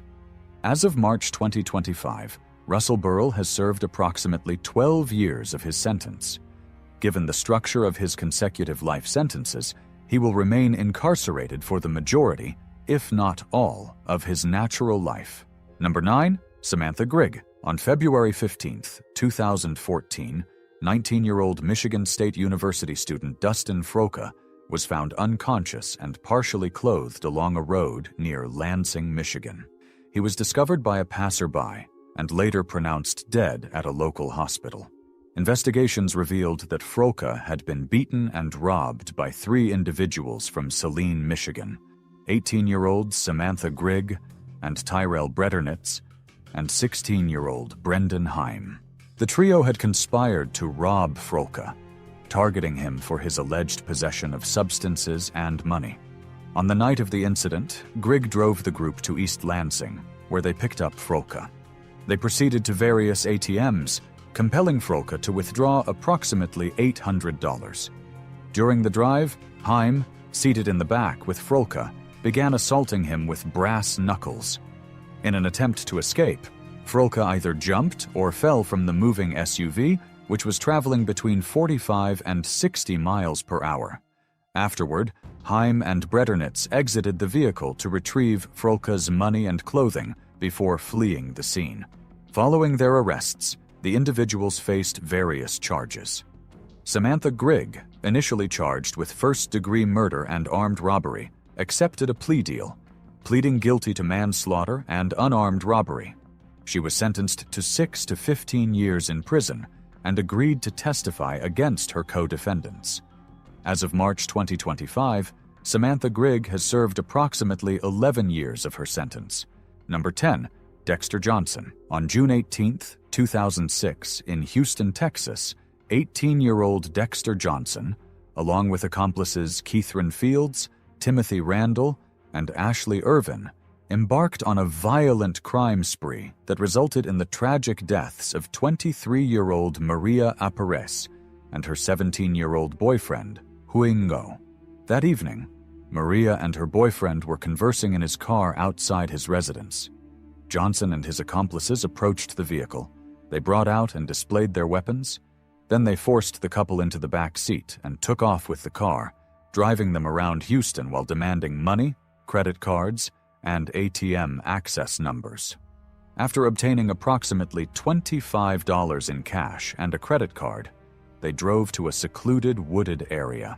There, Johnson assaulted Maria in the back seat of the car, while her boyfriend was forced to listen, kneeling outside as the other accomplices taunted him. Afterwards, they marched the lovers 60 feet into the woods there. Johnson shot no, and Maria screamed and covered her face, at which point Johnson shot her also. The bodies remained undiscovered for 5 days until investigators, aided by information from one of the accomplices, located them. The group was implicated in another set of crimes they committed in a separate case. Johnson was arrested and charged with capital murder. The jury deliberated for 2 hours before convicting him. He was sentenced to death. As of March 2025, Johnson has served approximately 18 years on death row. His execution has been postponed multiple times. His current status remains pending further judicial review. Number 11. Conrad Schaefer. In July 2013, Osceola County, Florida, 15-year-old Conrad Schaefer, accompanied by associates Juan Muriel, Victoria Rios, and David Damas, went on a crime spree that resulted in the tragic deaths of 2 individuals. The spree began when teens began shooting randomly, targeting over 20 homes and vehicles, causing property damage, but no injuries. However, the violence escalated days later when 17-year-old David Guerrero was fatally shot while walking to work. Days later, the group invaded the home of 22-year-old Eric Rupnerine. The group pretended to just visit the victim. When they were let in, they robbed and brutally murdered the victim. After the incident, law enforcement swiftly apprehended the group. Schaefer, despite his age, was charged as an adult due to the severity of his crimes. He faced multiple charges, including first-degree murder. Schaefer pleaded guilty and was sentenced to life in prison without the possibility of parole. His accomplices received different sentences. As of March 2025, Conrad Schaefer has served approximately 12 years of his life sentence without the possibility of parole. For number 12, Dylan Shoemaker. On March 19, 2013, in Springville, New York, 16-year-old Dylan Shoemaker was entrusted with the care of his girlfriend Ashley Smith's 2 young sons, 23-month-old Austin Smith and his 3-month-old brother. While Ashley worked a night shift at a local restaurant, Shoemaker was responsible for babysitting the children. During the evening, Austin became distressed and began crying. Shoemaker, in an attempt to silence the toddler, placed a material over him and struck it multiple times. He later admitted to slapping Austin and forcefully slamming him onto the floor during a diaper change when he tried to get up. These actions resulted in severe head injuries, which ultimately led to Austin's death. Throughout this period, Shoemaker was engaged in numerous text message exchanges. He attempted to arrange a meeting with another individual and discussed selling substances to friends. Despite Austin's injuries, Shoemaker did not seek medical assistance, choosing instead to continue his personal conversations. Upon Ashley's return from work, she discovered her son unresponsive, leading to emergency services being called. Austin was pronounced dead due to the injuries. During the trial, Shoemaker expressed remorse, stating, "I never wanted to hurt Austin. I never wanted Austin to die." However, evidence presented, including a recorded phone conversation with his mother where Shoemaker remarked, "I'm a 16-year-old blonde. Probably all I have to do is cry, and they're going to feel sorry for me," led the court to view him as manipulative. The presiding judge sentenced Shoemaker to 25 years to life in prison, emphasizing that at 16, he knew right from wrong, and that his actions were a betrayal of the child's trust. In 2016, Shoemaker's sentence was reduced to 18 years to life. As of March 2025, he remains incarcerated at the Clinton Correctional Facility in New York, having served approximately 12 years of his sentence. Number 13, John Paul Freeman Jr. On August 26, 2012, in Niagara Falls, New York, 16-year-old John Freeman Jr. was taking care of 5-year-old Isabella Tennant at her great-grandparents' home. Freeman, a trusted family friend and neighbor, had been left to watch over Isabella while her great-grandparents retired for the evening, and her mother was at work. During this time, Freeman fatally strangled Isabella, resulting in her death. He then sought the assistance of his friend, 18-year-old Tyler Best, to conceal the crime. Together, they tried to dispose of Isabella's body and kept it hidden so no one could find it. The following morning, Isabella was reported missing, prompting a search by family members and law enforcement. Tyler, experiencing remorse, approached the police and disclosed the location of Isabella's body, leading to the swift arrest of both Freeman and Tyler.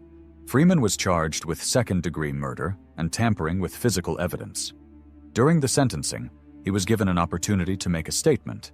He then turned slightly to look at the victims' family members and said, "I'm so sorry for all their family. I'm just sorry. I can't say anything else." He couldn't explain why he committed this heinous crime. He pleaded guilty to both charges and, on September 5, 2013, was sentenced to 22 years to life in prison.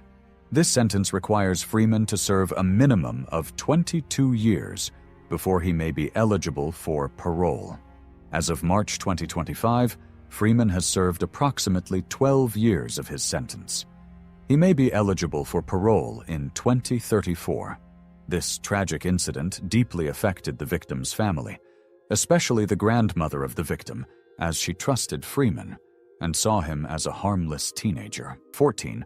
Logan Tyler Mott. In November 2017, 15-year-old Logan Tyler Mott was living with his grandmother, 53-year-old Christina French, in Neptune Beach, Florida, while his father was away on vacation.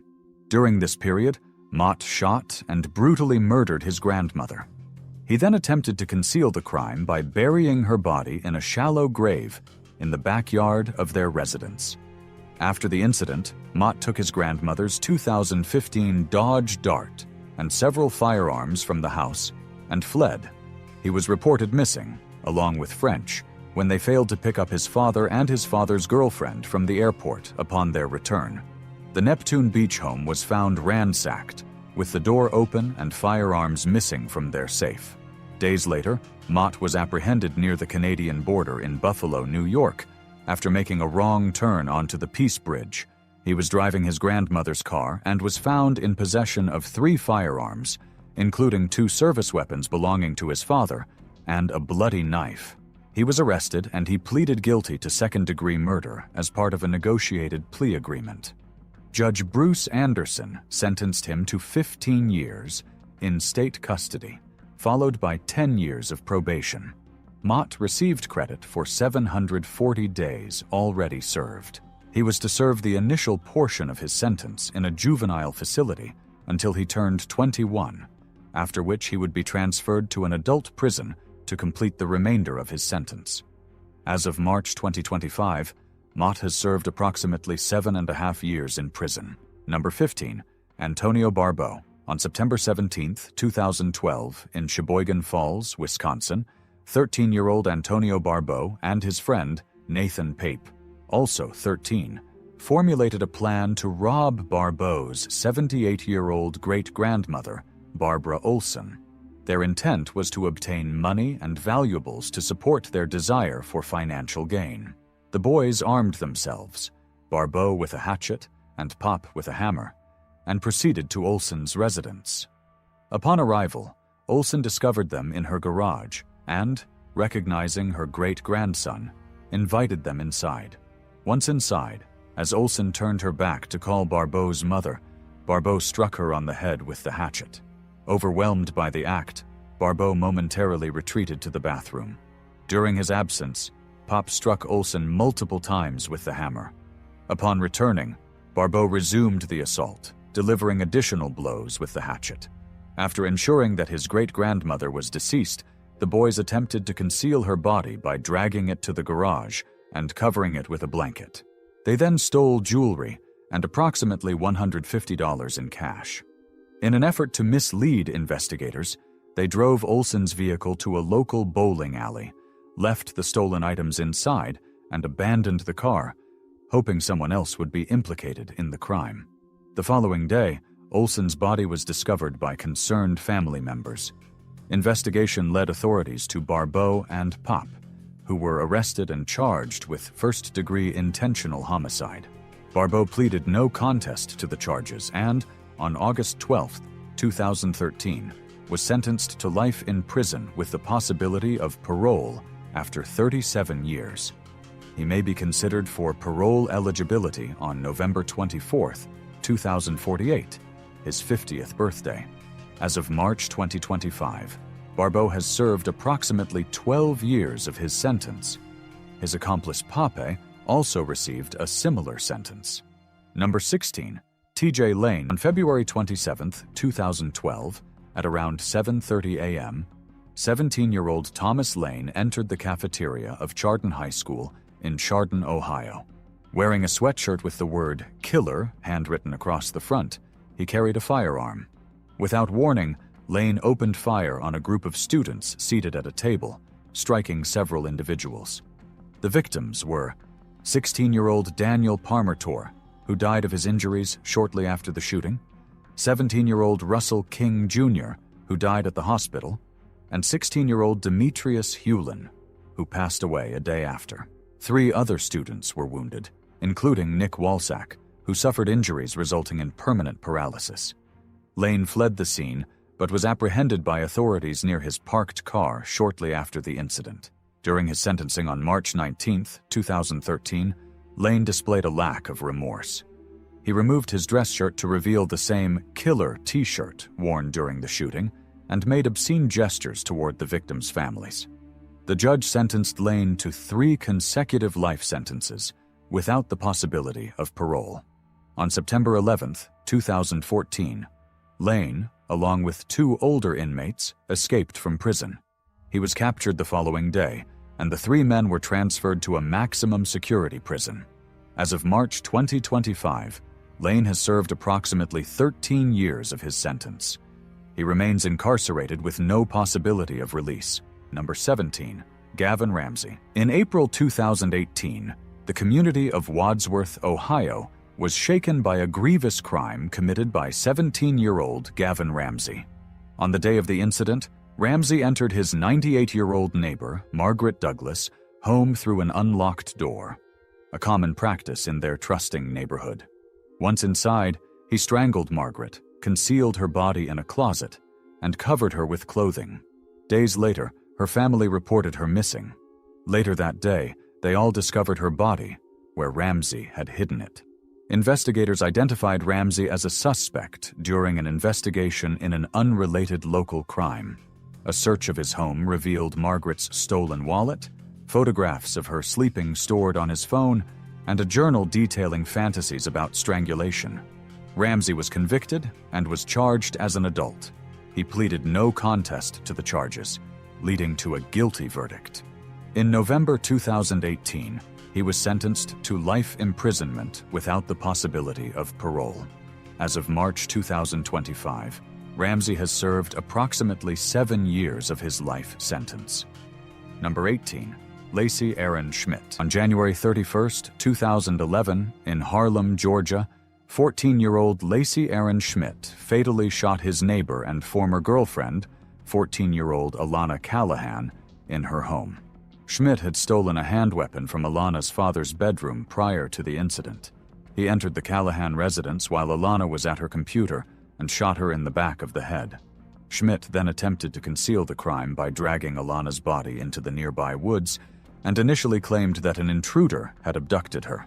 Upon investigation, authorities found inconsistencies in Schmidt's accounts and discovered items belonging to the Callahan family in his possession. During the investigation, Alana's mother explained that her daughter and Aaron had dated previously, but their church pastor advised Alana not to continue with the relationship, as she wasn't of age yet for such a relationship. Alana listened and told Aaron that they can only become friends. This could also be the reason why Aaron committed the heinous act. He was arrested and charged with malice murder, possession of a firearm during the commission of a crime, and theft by taking a handweapon. In February 2012, Schmidt was convicted on all charges and sentenced to life imprisonment without the possibility of parole. As of March 2025, Schmidt has served approximately 14 years of his life sentence without parole. Number 19. Shondell Jackson. On July 6, 2009, in Milwaukee's River West neighborhood, 21-year-old University of Wisconsin-Milwaukee film student Nathan Potter was walking near his apartment when he was approached by 19-year-old Shondell Jackson and 20-year-old Derek Thomas. The pair intended to rob Potter. However, upon discovering he had no money, Jackson fatally shot him once, which resulted in his death. Following the incident, Jackson fled Wisconsin and was apprehended in Gulfport, Mississippi, on September 14, 2009. During his trial, Jackson displayed a lack of remorse at one point smiling at the victim's family. Thomas, his accomplice, also said that Jackson shot Potter just because he didn't have any money on him. He was convicted of first-degree intentional homicide and attempted robbery. In April 2010, Judge Rebecca Dowlett sentenced Jackson to life imprisonment without the possibility of parole. The victim's mother expressed gratitude to the judge for the sentencing. As of March 2025, Jackson has served approximately 15 years of his life sentence. Number 20. Chalin Funes. On the evening of May 27, 2017, in Visalia, California, 18-year-old Chalin Funes brutally attacked 35-year-old Eric Fisher. The tragic incident happened when Eric Fisher attempted to intervene and break up a fight between Funes's boyfriend and another man who was walking his dog. During the confrontation, Funes, who was behind the wheel of her vehicle, drove and struck Fisher. During the investigation, eyewitnesses, including Fisher's wife, who was present at the scene of the crime with their 8-year-old child, gave police the full account of the incident. She told the police that Funes not only hit Fisher, her husband, once, but she also reversed over him and subsequently dragged him down the street. She said she pleaded non-stop for her to stop, but Funes continued and later fled the scene, and her child also witnessed the horrific hit and run. Fisher sustained severe injuries from the incident and was rushed to the hospital. Despite the medical team's efforts, Fisher died to his injuries later that night. The police, through the help of public tips, quickly identified Funes as the suspect. They located the vehicle she was driving during the incident. Funes was apprehended shortly thereafter. During the trial, the prosecution presented evidence detailing the severity of Fisher's injuries and death. The defense argued that Funes did not intend to kill Fisher. However, the jury found Funes guilty of second-degree murder, with the special allegation of using a deadly weapon, her car. She was sentenced to 16 years to life imprisonment. As of March 2025, she has been in prison for approximately 7 years. Number 21, Colton Glenn Orr. In the early hours of August 22, 2016, in Vinita, Oklahoma, 14-year-old Coalton Glenn Orr attacked and shot his father's fiancée, 38-year-old Laura Beth Hendricks, in their shared residence. The assault led to Beth's untimely death. After the incident, Glenn went to the police department and told them he needed a hug, and afterwards he told them that he just shot and killed his father's wife-to-be. He initially claimed that Beth abused him, but evidence proved that she never did. Following the incident, Glenn was arrested and charged as an adult due to the severity of the offense. In court proceedings, he entered a guilty plea to the charge of first-degree murder. The presiding judge sentenced him to life imprisonment with the possibility of parole, stipulating that all but the first 25 years of the sentence were suspended. This means that he is required to serve a minimum of 25 years before he may be considered eligible for parole. He will be 40 years by this time. Glenn's father broke down in tears in the courtroom as he gave his victim impact speech.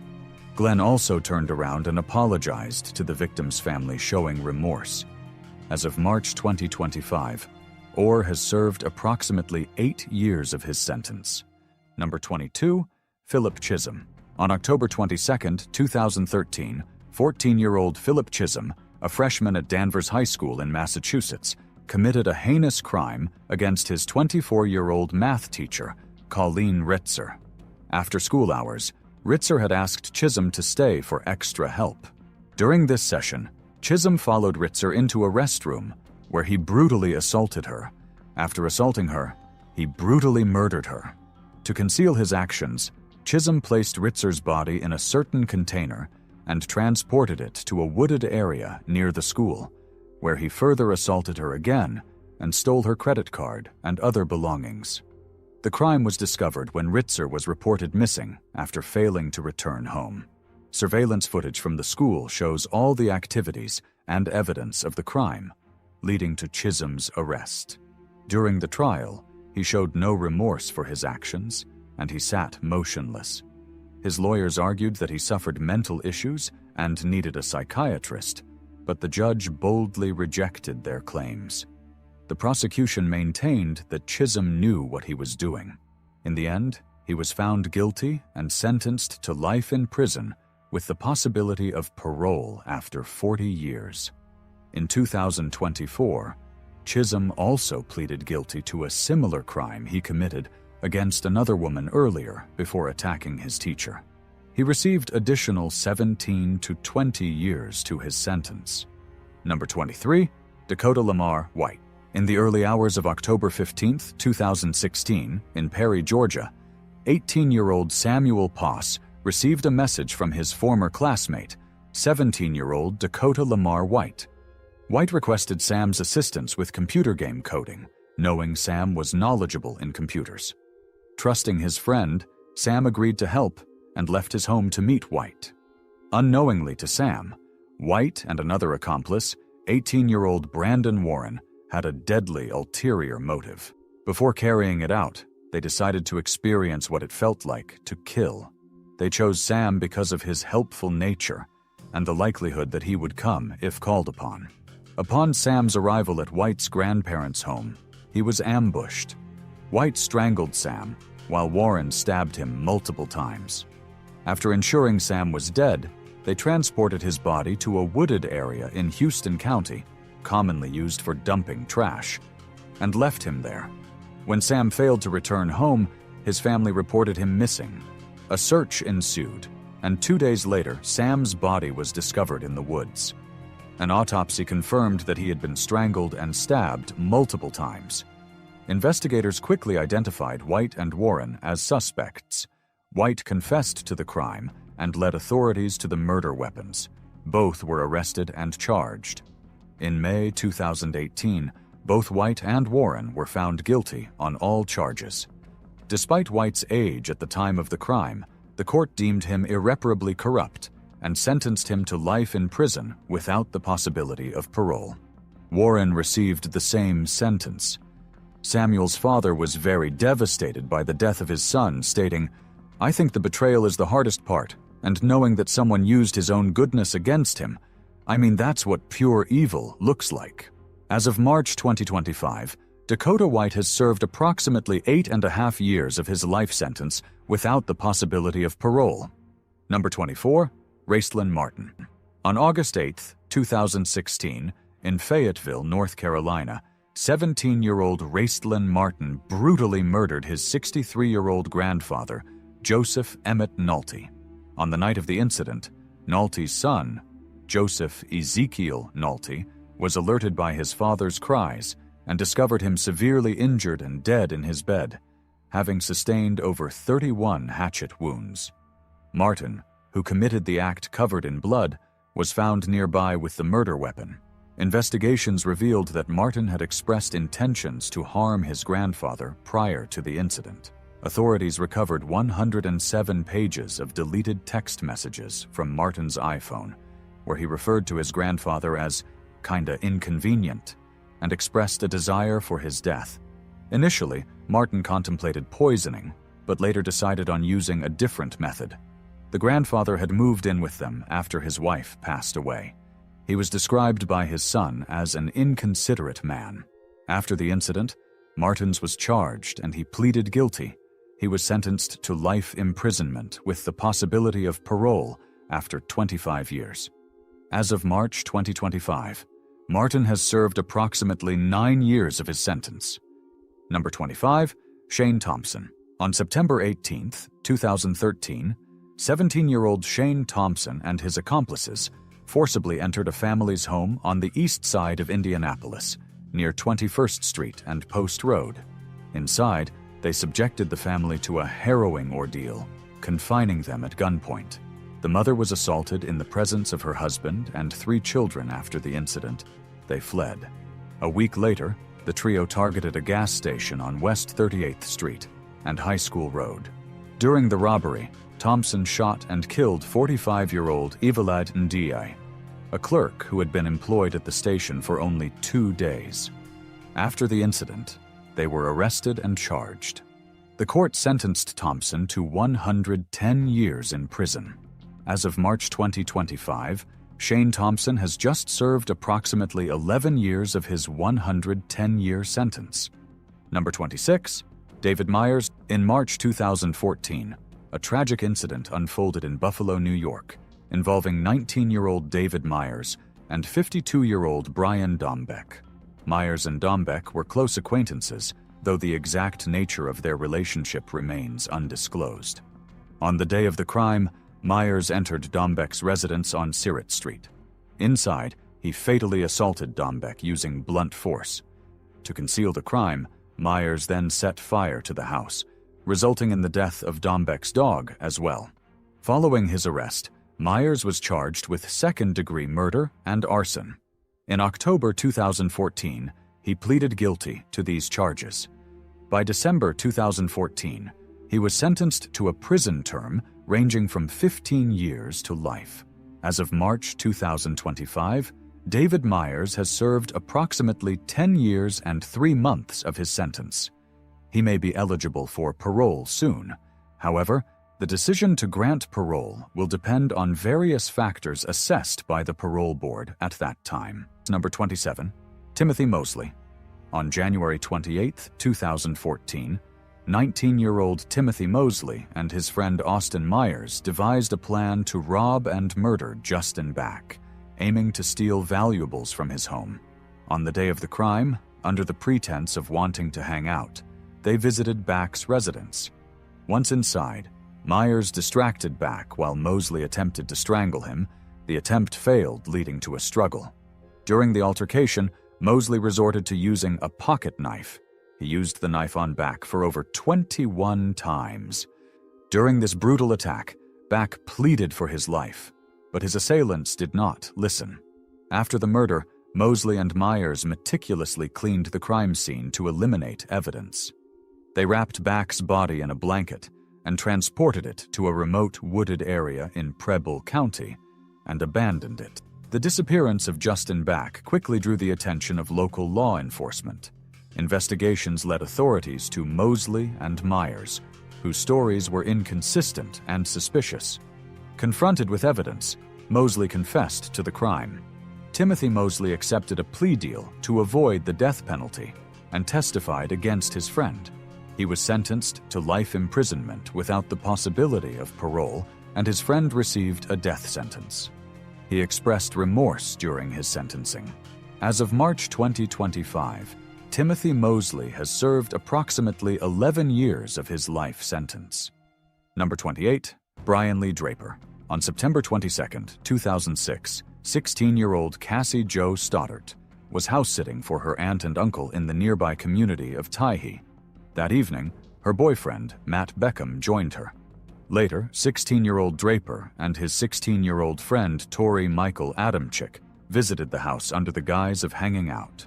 Unknowingly to Cassie and Matt, Draper had unlocked the basement door before leaving, intending to return later. After leaving, Draper and Adamczyk returned, wearing dark clothing, gloves, and white masks. They re-entered the house through the unlocked basement door. To instill fear, they disrupted the power by accessing the circuit breaker, hoping to lure Cassie and Matt downstairs. When this tactic failed, they restored some lights. Matt left around 10:30 p.m., leaving Cassie alone. The intruders cut the power again and waited. When Cassie didn't come downstairs, they ascended to the living room, where they attacked her and used the knife on her approximately 30 times. After 2 days, Cassie's aunt and uncle returned home and discovered her lifeless body on the floor. Police was contacted, and during the investigation, Draper and Adamczyk provided inconsistent alibis, claiming to have attended a movie, but theater staff confirmed they hadn't attended. Draper then confessed and took the police to where they had hidden the murder weapons. The police also recovered a videotape that revealed Draper and Adamczyk discussing their plan to murder Cassie, expressing excitement and detailing their intentions. In one recording, Draper stated, "We found our victim, and sad as it may be, she's our friend. But you know what? We all have to make sacrifices." Both were charged and sentenced to life without the possibility of parole and an additional 30 years. Number 29. Aidan von Grabo. In November 2017, Longmont, Colorado, 15-year-old Aidan von Grabo compiled a list he referred to as a death list, which included names of individuals he intended to harm. His list detailed methods of intended harm, indicating premeditation. On the day of the tragic incident, he went into the residence of 20-year-old Michaela Grote, reportedly intending to harm her younger sister, with whom he attended high school with. When Michaela answered the door, von Grabo attacked her and inflicted fatal stab wounds. Her sister managed to escape and provided authorities with von Grabo's identity. Prior to this incident, von Grabo's mother had contacted authorities, expressing concerns about his behavior. She reported that he had damaged property and threatened her with a knife. Additionally, she informed investigators about his possession of various weapons. Von was apprehended and charged as an adult. He pleaded guilty and was sentenced to life imprisonment with the possibility of parole after 40 years. He will be 57 years old when he may be considered for parole. Number 30. Louis Daines. In February 2014, 19-year-old Louis Daines committed the murder of 14-year-old Breck Bednar in Grays, Essex, England. Daines had initially connected with Breck through online gaming communities in 2013. He gradually established a manipulative and controlling relationship over several months. He promised Breck opportunities for wealth through a fictitious computer business and provided him with a mobile phone to facilitate their communication. Despite concerns from Breck's family and friends about Daines' influence, Breck traveled to Daines' flat on February 16, 2014. The following morning, Daines contacted emergency services, claiming that an altercation had occurred between them, resulting in Breck's death. Upon arrival, authorities discovered that Breck had been stabbed, with his wrists and ankles bound by duct tape. Daines had also submerged electronic devices in water in an apparent attempt to destroy evidence.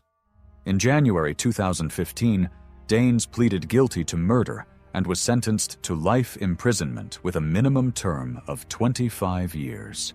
As of March 25, 2025, he has served approximately 11 years of his sentence. Number 31. Deontay James Green. In October 2017, Tulsa, Oklahoma, experienced a series of violent crimes committed by 16-year-old Deontay Green. On October 1st, Green approached an 81-year-old woman and her husband outside their home. He forced them inside at gunpoint, compelled them to drive to a bank to withdraw cash, and upon returning to their residence, he assaulted the woman. Afterwards, he threatened them, making them not to call the police. Later that day, Green encountered the Anderson family outside their home. He forced them inside, unaware that Shane Anderson, a 44-year-old middle school teacher, was present. A confrontation started between Green and Shane, during which Green fatally shot Shane in front of his wife and children. These incidents were part of a broader crime spree by Green, which included multiple armed robberies, home invasions, and assaults. He was arrested shortly after these events. In March 2019, Green pleaded guilty to first-degree murder, assault, and 19 other felonies. In July 2019, he was sentenced to life imprisonment without the possibility of parole for the murder, plus an additional 290 years for the other offenses, some of which are to be served concurrently. As of March 25, 2025, Deontay Green has served approximately 5 years and 8 months of his life sentence. Number 32. Spencer Brian Lewis.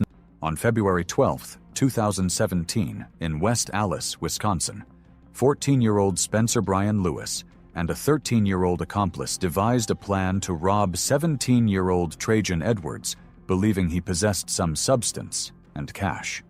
Lewis armed himself with his father's Glock firearm, while his accomplice carried a hammer. Under the pretense of playing video games, the pair visited the Edwards residence. Once inside, Lewis brought out the firearm, pointing it at Trajan's head. A struggle ensued, during which Lewis shot Trajan multiple times. Hearing the commotion, Trajan's 19-year-old brother, Corsian Edwards, intervened. Lewis then turned to Corsian and shot him multiple times. Corsian died at the scene, while Trajan succumbed to his injuries 2 days later in the hospital. Following his arrest, Lewis indicated that he needed money for some expensive clothing, and that's why he tried to rob them. Lewis was charged as an adult with 2 counts of first-degree reckless homicide and 1 count of attempted armed robbery. The victim's mother cried all through the court hearing and shared how she didn't expect that Spencer, who consistently visited their home and slept most of the time, could do such a painful act against her. Spencer pleaded guilty to amended charges of second-degree reckless homicide and attempted armed robbery. In April 2018, at the age of 15, Lewis was sentenced to 37 years in prison. As of March 2025, he has served 7 years of his sentence. Number 33. Taylor Lane Gwaltney. In the early hours of February 5, 2009, in Colorado Springs, Colorado, 55-year-old David Doyle, a homeless man, was sleeping on a pedestrian bridge over Interstate 25. At approximately 2:30 a.m., 18-year-old Taylor Lane Gwaltney approached Doyle and, without provocation, attacked him with a baseball bat, inflicting fatal head injuries. After the incident, Gwaltney reportedly started bragging about his actions. He told over 15 teenagers about what he did, referring to Doyle in derogatory terms and expressing pride in his actions. This behavior led to increased scrutiny from law enforcement. 10 days later, an arrest warrant was issued for Gwaltney. He was apprehended after a brief foot chase near Motor City Drive in Colorado Springs. During the trial, witnesses testified about Gwaltney's admissions and lack of remorse. The jury deliberated for 2 hours before finding him guilty of first-degree murder. On May 11, 2010, Gwaltney received a mandatory life sentence without the possibility of parole. As of March 2025, Gwaltney has served approximately 15 years of his life sentence. Michael and Robert Bever. In the late hours of July 22, 2015, in Broken Arrow, Oklahoma, 16-year-old Michael Bever and his 18-year-old brother, Robert Bever, executed a meticulously planned heinous attack on their family. The brothers wanted to be known as serial killers, with aspirations to continue their killing spree beyond their household. The tragic event began when the brothers lured their 13-year-old sister into a room under the pretense of showing her something on the computer. Robert attempted to slit her throat, but she managed to escape, alerting her younger siblings to hide. Michael chased her, subdued her, and inflicted severe injuries. Though she survived, the brothers then attacked and murdered their parents. Their 44-year-old mother, April Bever, suffered over 48 stab wounds, and their 52-year-old father, David Bever, also suffered over 28 wounds. They proceeded to lure their younger siblings out of hiding and brutally murdered them. 12-year-old Daniel, 7-year-old Christopher, and 5-year-old Victoria. Their 2-year-old sister was unharmed, reportedly because they decided to overlook her. The police were contacted when 12-year-old Daniel, just before he was murdered, fearfully dialed 911, reporting that his brothers were attacking their family. He couldn't give out the address as the line went dead during the call. Upon arrival, police found the 13-year-old sister injured outside the home and discovered the bodies inside. The brothers were apprehended shortly after, hiding in a wooded area near their home, covered in dirt and blood. In 2016, Robert Bever pleaded guilty to all charges and received a life sentence without the possibility of parole. Michael Bever's trial concluded in May 2018, and he was sentenced to life imprisonment. As of March 2025, Michael Bever and his brother have served approximately 9.5 years of his sentence. Joseph B. Spencer. On September 3, 2012, in Doddridge County, West Virginia, 16-year-old Joseph B. Spencer fatally shot his father, 49-year-old Frederick Arthur Spencer, his mother, 47-year-old Dixie Lee Spencer, and his 9-year-old sister, Patience Spencer, at their family home near West Union with his father's firearm. His father was a seasoned pilot for UPS, and his mother was a respected science teacher at Ritchie County Middle School and young Patience was a student at Doddridge County Elementary School. After the incident, Joseph himself contacted the authorities to report the shootings. He was taken into custody and initially held at a juvenile detention center in Parkersburg. Given the severity of the crime, the case was transferred to adult court. In January 2014, Joseph Spencer pleaded guilty to 3 counts of first-degree murder. The plea agreement included a recommendation for mercy, allowing for the possibility of parole. Judge Tim Sweeney sentenced Joseph to 3 life terms in prison. 2 of these terms were ordered to run consecutively, and the 3rd concurrently, making Joseph eligible for parole after serving 30 years. As of March 2025, Joseph Spencer has served approximately 13 years of his sentence. He will be eligible for parole in 2042, after completing the mandatory 30-year period. These 16 teenagers are set to spend long years in a high-security prison. Number 1, 18-year-old Riley Toliver. On the evening of January 27, 2024, in the Knoll West area of Bristol, 4 teenagers, 18-year-old Riley Toliver, 17-year-old Cody Shea Westcott, and 2 boys aged 15 and 16 carried out a violent attack that led to the deaths of 15-year-old Mason Rist and 16-year-old Max Dixon. The crime was a fatal case of mistaken identity. Mason and Max had been best friends since nursery and were walking together to get a pizza when the attack happened. Earlier that evening, a property in the Hartcliffe area connected to one of the teenage attackers had been targeted by masked youths, throwing bricks and injuring a woman. Believing the incident to be part of a rivalry between local neighborhoods, the attackers set out to retaliate. The 4 teenagers were driven around in a vehicle by 45-year-old Anthony Snook, who acted as the getaway driver.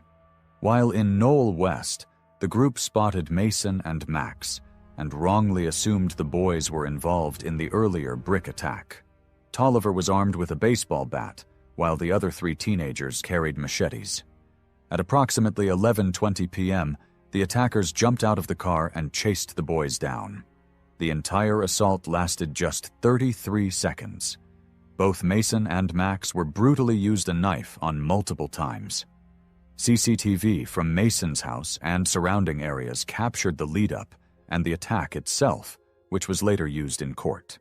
Emergency services were called, and both boys were taken to the hospital. Despite the efforts of medical staff, Mason and Max died in the early hours of January 28, 2024, due to the severity of their stab wounds.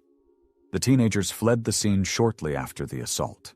6 hours later, one of the attackers was seen picking up a McDonald's meal. The investigation quickly identified and arrested the suspects.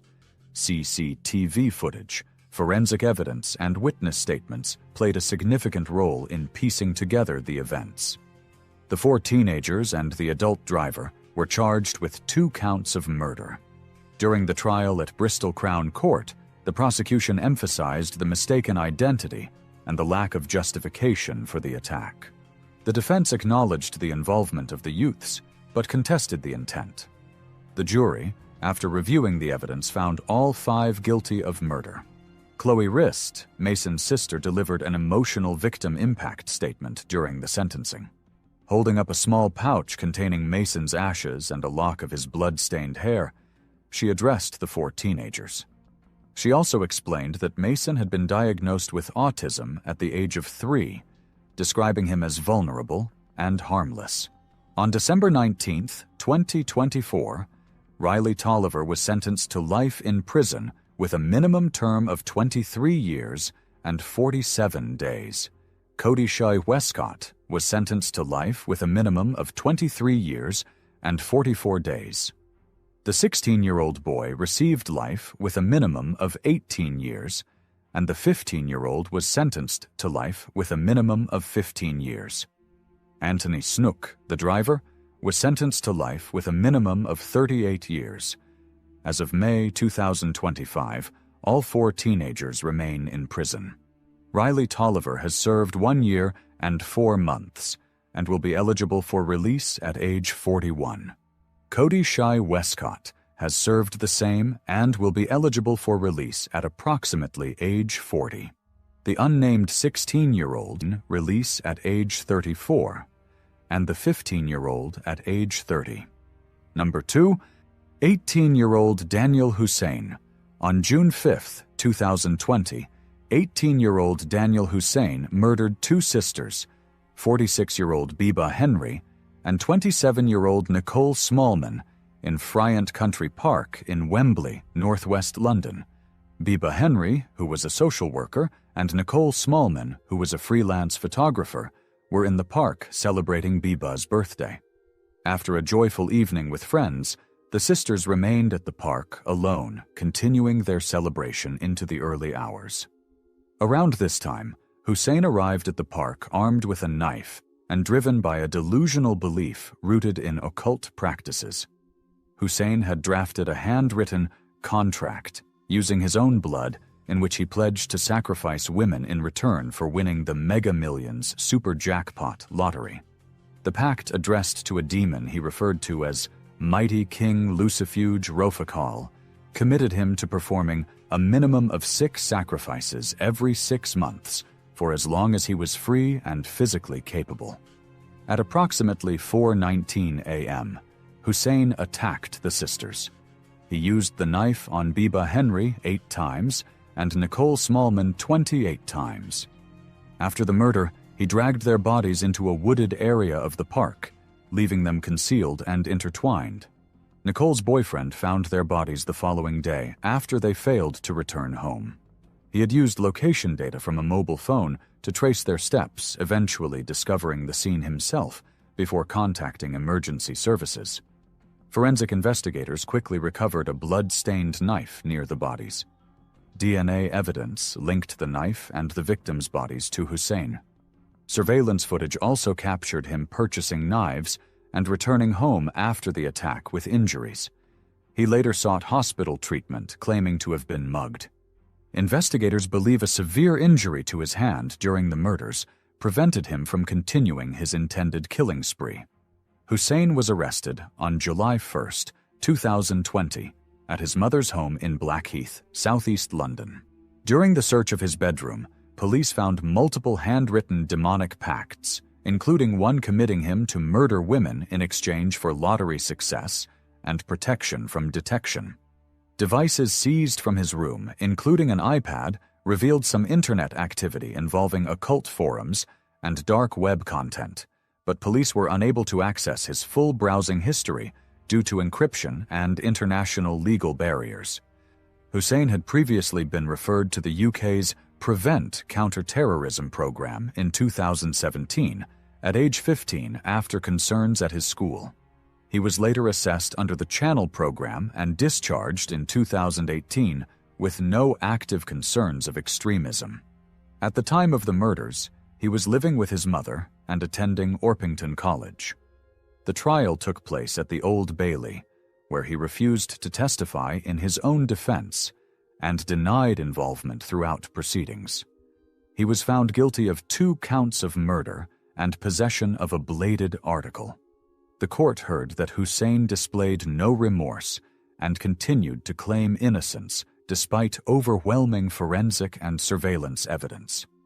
The mother of the victims, the Venerable Mina Smallman, the Church of England's first black female archdeacon, delivered a statement describing the murder as incomprehensible. She stated that no one expects their children to die before them, but to have 2 of your 3 children murdered overnight is just incomprehensible. She added that if any good comes out of this, at least another 4 women will not meet a similar end in a so-called pact with a so-called demon. The detective inspector described Hussein as a dangerous, arrogant, and violent individual who from the outset has shown no remorse or acceptance of his actions.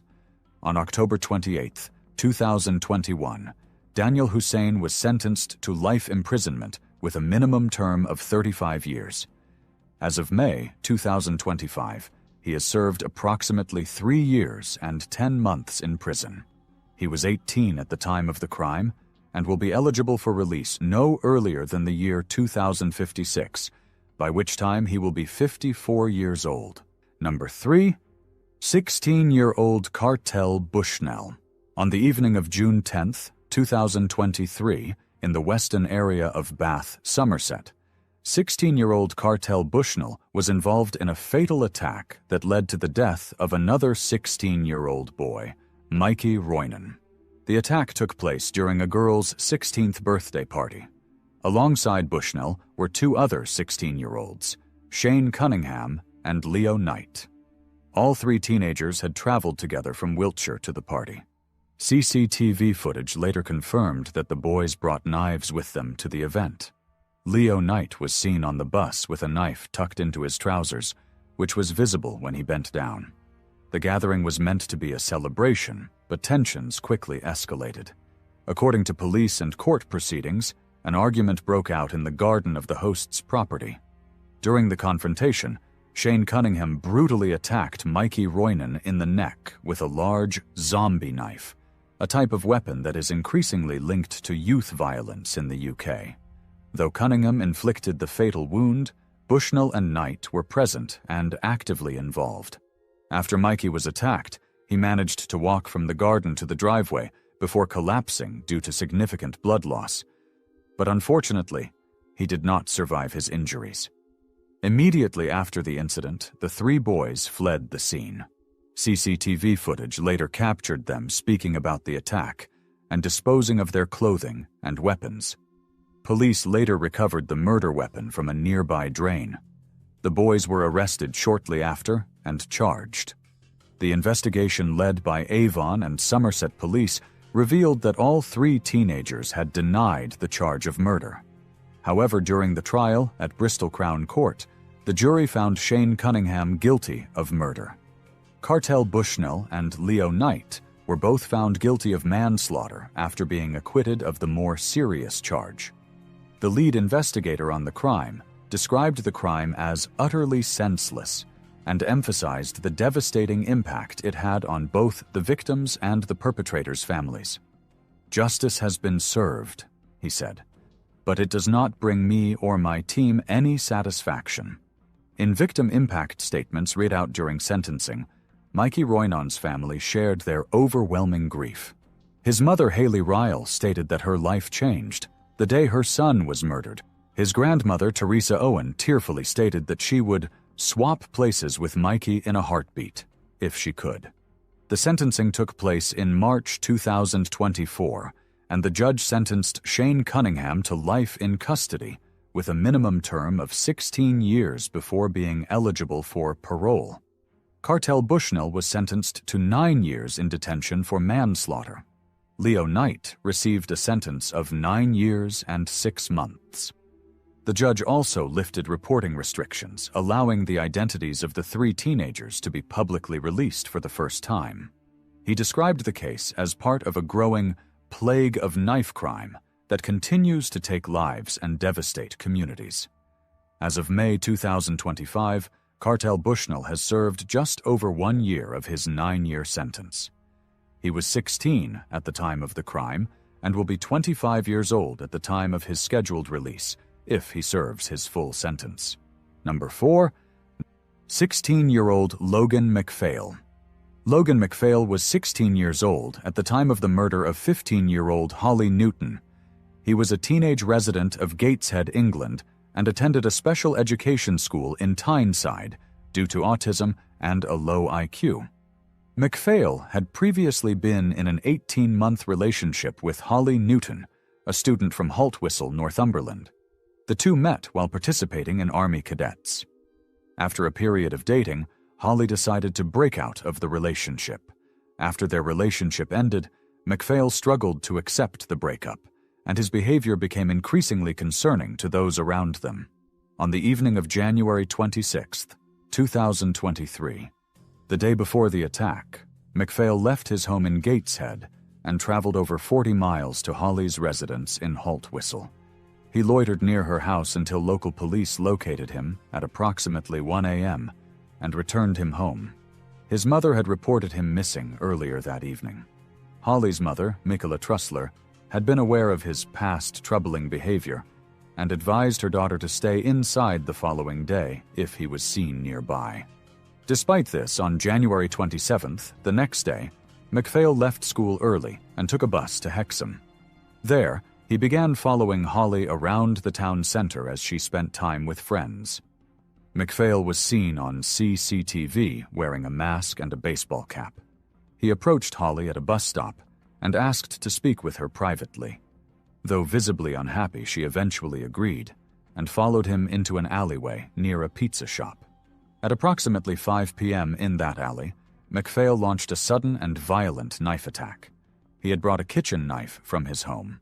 Within less than a minute, he brutally used the knife and slashed Holly 36 times. 12 of those were stab wounds, 19 were slash wounds, and 5 were defensive injuries to her hand, suggesting that she tried to resist.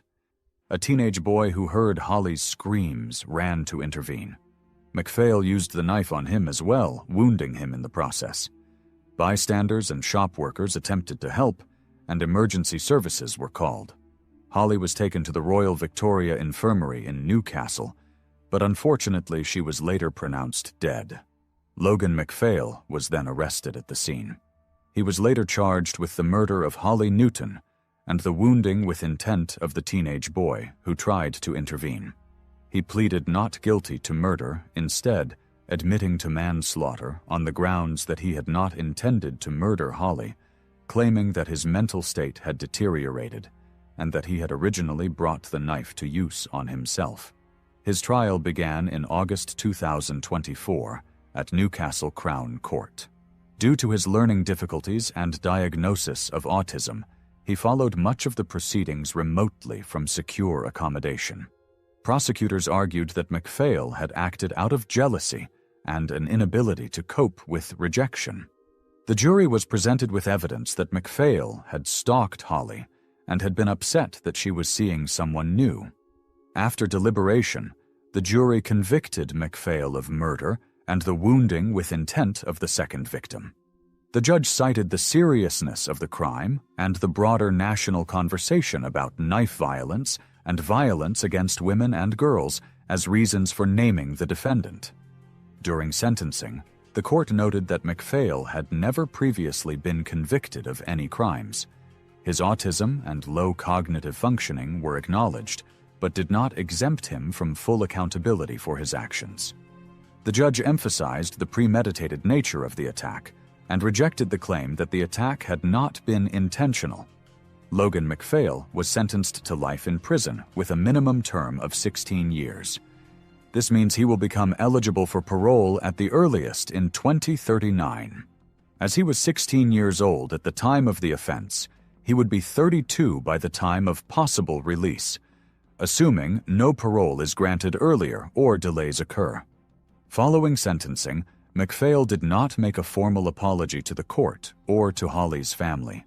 As of March 2025, Logan Marcveigh remains in custody at a secure youth detention facility, having served just over 1 year of his life sentence. Number 5. 16-year-old Thomas Wei Huang. On June 9, 2023, a violent attack occurred at Blundell's School, a private boarding school in Tiverton, Devon. The perpetrator was Thomas Wei Huang, a 16-year-old Malaysian student. His victims were 2 male dorm mates aged 15 and 16, and a housemaster, 38-year-old Henry Roff Sylvester. Thomas Wei Huang had arrived in the UK from Malaysia to attend Blundell's School, following in the footsteps of his older brother. He described being excited to study in a UK boarding school, and reported being generally happy at Blundell's despite disliking sports and the food. Huang came from a wealthy background, and during school breaks, he and his brother would stay in their family's London home in Battersea, rather than returning to Malaysia. On the night of the attack, Huang was wearing only his boxer shorts. Armed with 3 claw hammers, he waited until his 2 dorm mates were asleep in their cabin-style bunk beds. At approximately 1 a.m., he climbed into their beds and launched the assault. The victims suffered extensive and brutal injuries, including skull fractures, internal bleeding, and other critical injuries.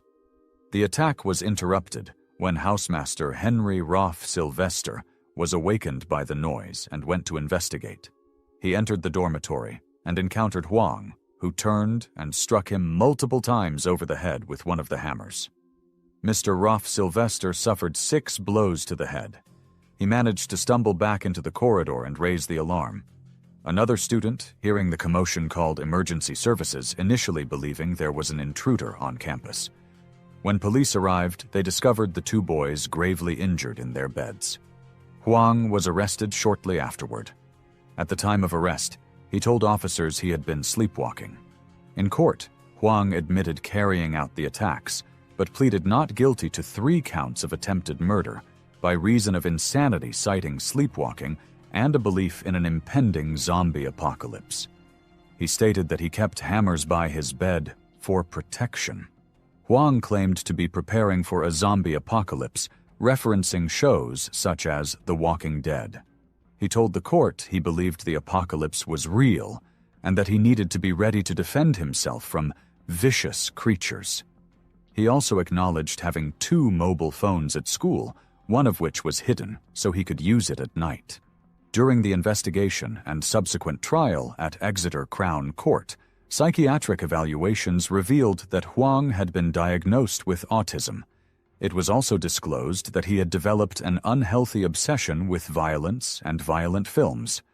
Prosecutors described how Huang had planned the attack and had deliberately waited until his victims were most vulnerable. The jury rejected Huang's sleepwalking and insanity defense. In October 2024, he was found guilty of 3 counts of attempted murder following a 10-week trial. One of the boys has since suffered permanent life-altering injuries. Huang was sentenced to life in prison with a minimum term of 12 years. He showed remorse in court, stating, "I feel very terribly sorry for all 3 individuals because of what I did to them. I feel very sorry for everyone, the families and themselves." Initially, Huang's identity was protected due to his age. However, in November 2024, a judge lifted the reporting restrictions after confirming that no further anonymity applications would be made by his legal team. As of May 2025, Thomas Wei Huang has served nearly 2 years of his life sentence. He was 16 at the time of the attack. If released after serving the minimum 12-year term, he will be 28 years old. He remains incarcerated in a UK youth detention facility, awaiting eventual transfer to an adult prison upon reaching the age of majority. Number 6. 16-year-old Stephen Miles.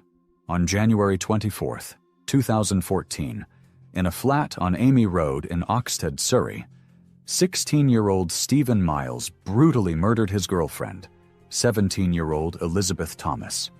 The crime took place in his family home. Stephen Miles was an A-level politics student at the time of the incident. He lived with his family and had previously been diagnosed with traits associated with the autism spectrum, along with signs of anxiety and narcissistic personality traits. His parents had sought medical and psychological help for him in 2012 after he had an episode. By late 2013, mental health professionals assessed him as having made good progress and discharged him from treatment. On the day of the crime, he invited his girlfriend Elizabeth Thomas to his home after school. It was a routine visit for the couple. Once inside his bedroom, he launched a sudden and brutal attack. He brutally used a knife on her multiple times. After she died, he used saws and other cutting tools from his father's tree surgery business to dismember her body. He separated her body part and hid some under his desk. When his sister returned home about an hour after the murder, he told her that Ed made him to do something bad. Ed, according to Miles, was an alter ego. He said it was a voice in his head that instructed him to murder. He would later claim that Ed was the driving force behind his actions. He did not attempt to flee the scene. Emergency services were contacted shortly afterward, and he was arrested without resistance. During the investigation and subsequent trial, Miles pleaded guilty to the murder of Elizabeth Thomas. The court heard from psychiatric experts who stated that Miles was not psychotic and did not suffer from any mental disorder. Instead, they concluded that Ed was likely a manifestation of anxiety or a dissociative experience. Prosecutors and mental health professionals both confirmed that Miles had a long-standing fascination with horror films and had expressed admiration for the fictional character Dexter Morgan from the American television show Dexter, who was a forensics expert who lives a double life as a serial killer. Miles had expressed a desire to emulate Dexter, and, according to the court, he had internalized the character's dual life. In the trial held at Guildford Crown Court, the prosecution argued that the murder was premeditated. It was presented that Miles had told a previous girlfriend about fantasies involving murder and had once briefly attempted to choke her. The presiding judge described the crime as one of utmost gravity, with features rarely heard in any court. He ruled that Miles would serve a mandatory life sentence with a minimum of 25 years before being eligible for parole. The judge explicitly stated that had Miles been an adult, he would have considered imposing a whole life term. Miles remained silent during the sentencing, dressed in a white shirt and black tie, and showed no visible emotion. The judge warned the courtroom in advance about the graphic nature of the case. Elizabeth Thomas's family was present and later issued a public statement describing her as kind, caring, and gentle. Defense counsel characterized the murder as chilling and blood-curdling and stated that Miles's actions had likely been influenced by media depictions of violence. He acknowledged that while the presence of the alter ego, Ed, was not fully understood, psychiatrists agreed Miles had no valid psychiatric defense for diminished responsibility. Following sentencing, Miles was transferred to a secure facility. He was imprisoned at HMP Swinfen Hall, a prison in Staffordshire that holds young adult males. The facility provides psychological support, education, and vocational training. His case remains under periodic review as part of the standard life sentence protocol. As of March 2025, Stephen Miles has served 11 years of his sentence. He remains incarcerated at HMP Swinfen Hall. He was 16 years old at the time of the murder and will be 41 years old at the earliest possible date for release consideration in 2039. Number 7. 17-year-old Hassan Santamu. On the morning of September 27, 2023, 17-year-old Hassan Santamu fatally stabbed 15-year-old Eliane Andam outside the Whitgift shopping centre in Croydon, South London. The incident took place just after 8:30 a.m. as Eliane was on her way to school.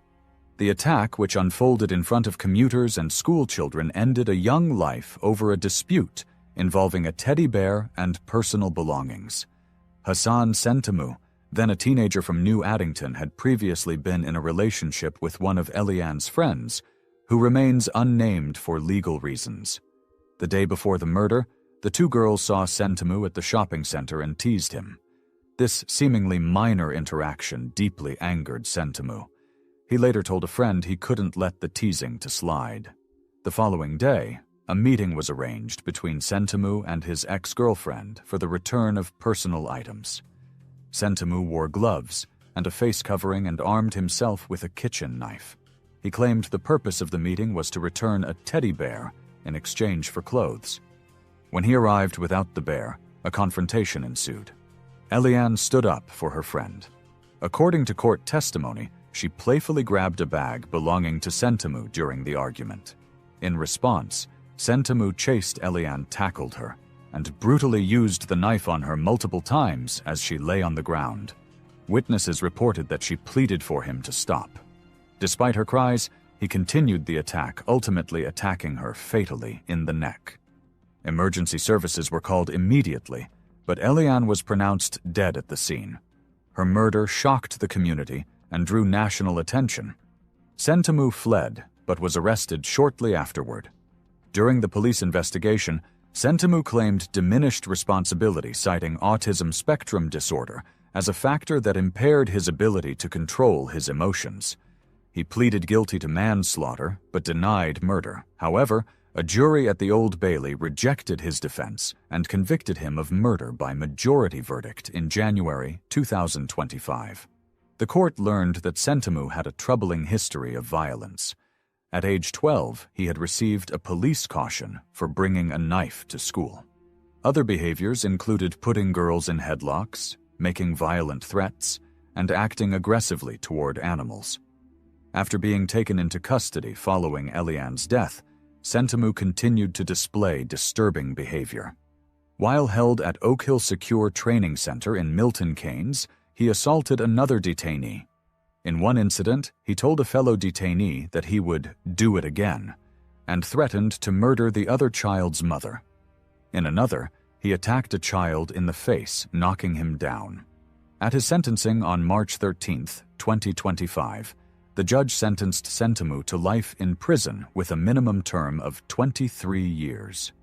She also imposed a concurrent one-year sentence for illegal possession of a knife. In her remarks, the Judge Bold confronted him, stating that Eliane was 15 when he murdered her, and she will always remain just 15 and never realize the potential of her life. The courtroom heard victim impact statements from Eliane's family. Her mother described her daughter as vibrant, creative, and purposeful, saying, "Now the music has stopped, the laughter has gone, all that is left is a deafening silence that echoes through my life." She directly addressed Santamu, stating, "You brutally murdered her in the most humiliating way in broad daylight, mercilessly murdered her on the floor as she begged for mercy. Your actions were senseless and evil." Her father added that the thought of her final moments torments him, wondering if she was calling out for him, hoping that he would save her, but he wasn't there.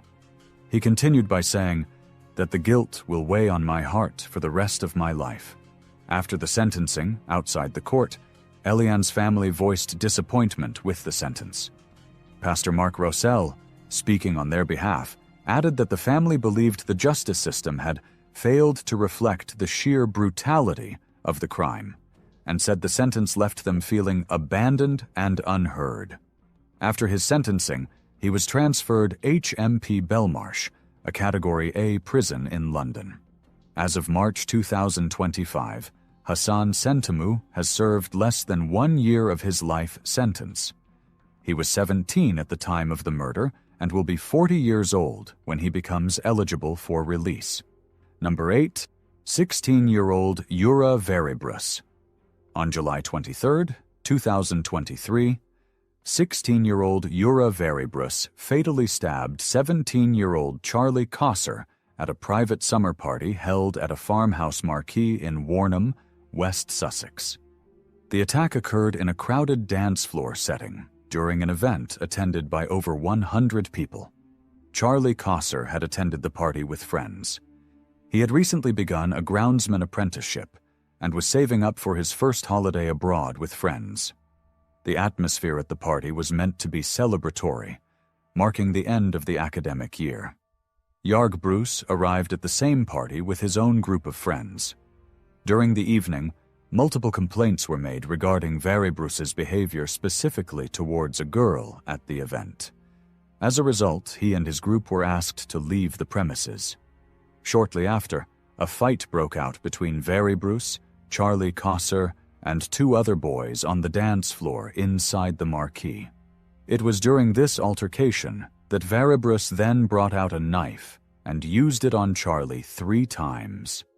The tragic occurred on a crowded dance floor with many attendees present. After the attack, Charlie was found lying on the grass outside. Friends and partygoers quickly realized that he had been brutally attacked. They immediately called for emergency services, and Charlie was transported to a hospital.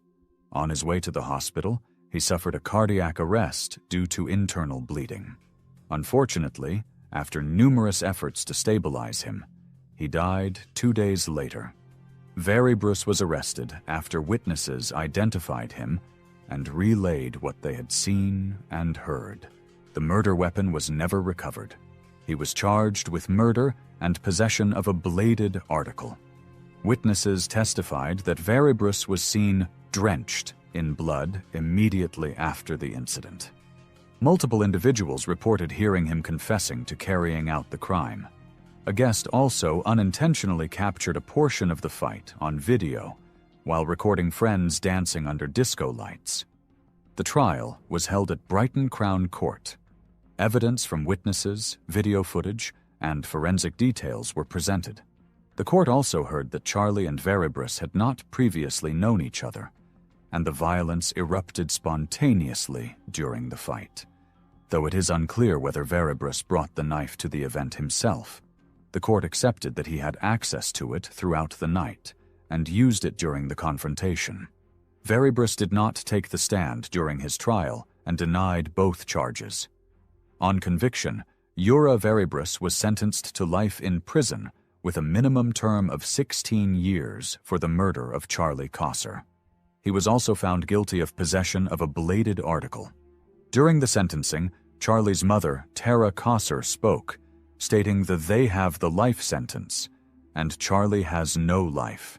No sentence will be long enough for her child's murderer, emphasizing that the sentence doesn't bring Charlie back to life. She described her son as calm, chilled, and excited about his future. After Charlie's death, the family established a charity called Charlie's Promise and dedicated it to raising awareness and preventing knife crime. Following sentencing, Varybrus was transferred to HMP Cookham Wood, a young offender institution in Kent. He did not make a final public statement during the hearing, and there was no visible reaction from him when the sentence was delivered. According to court observations, he remained silent and avoided eye contact with the gallery.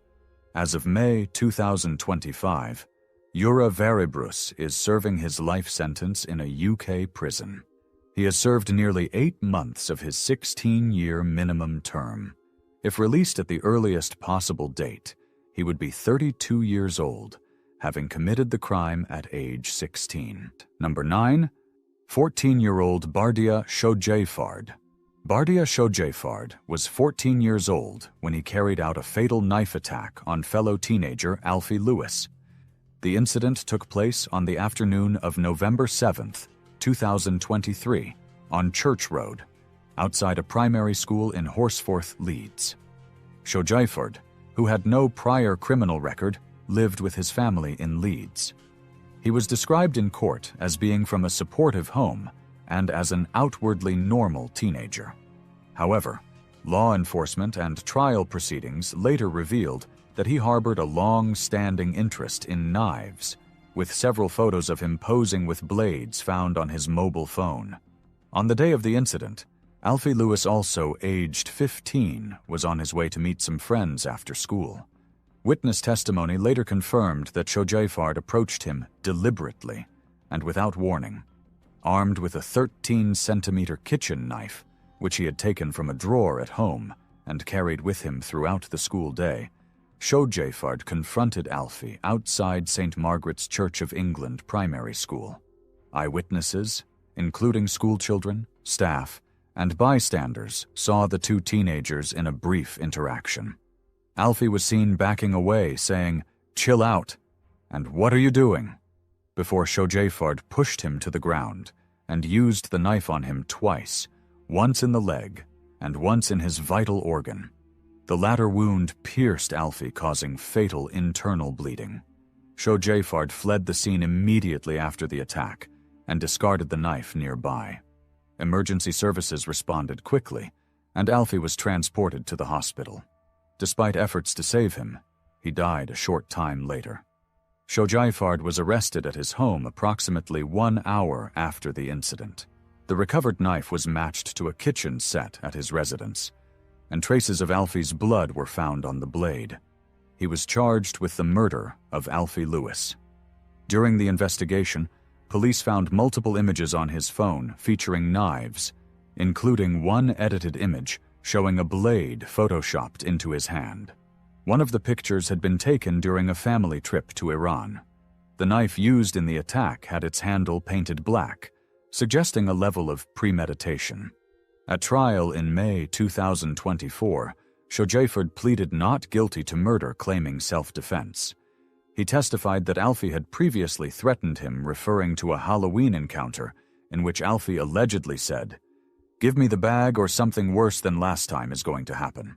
Shojaeifard stated that he felt threatened and began carrying a knife for protection. However, the prosecution presented evidence suggesting that the attack was deliberate and without immediate provocation. The jury at Leeds Crown Court unanimously found Shojaeifard guilty of murder.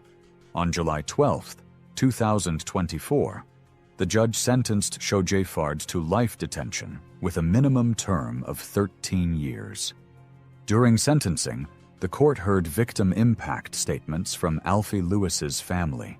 His mother, Heather Lane, described the profound emotional loss of her youngest son, whom she called her little mate. She told the court she would never forgive Shojaeifard. Alfie's aunt, Emily Lane, criticized the sentence as insufficient and emphasized the family's devastation. In response to the verdict, Shojaeifard showed limited outward emotion. There was no reported outburst or reaction during sentencing. He made no formal apology or public statement to the court or the victim's family. He was transferred to HMP Wetherby, a facility in West Yorkshire designated for young offenders.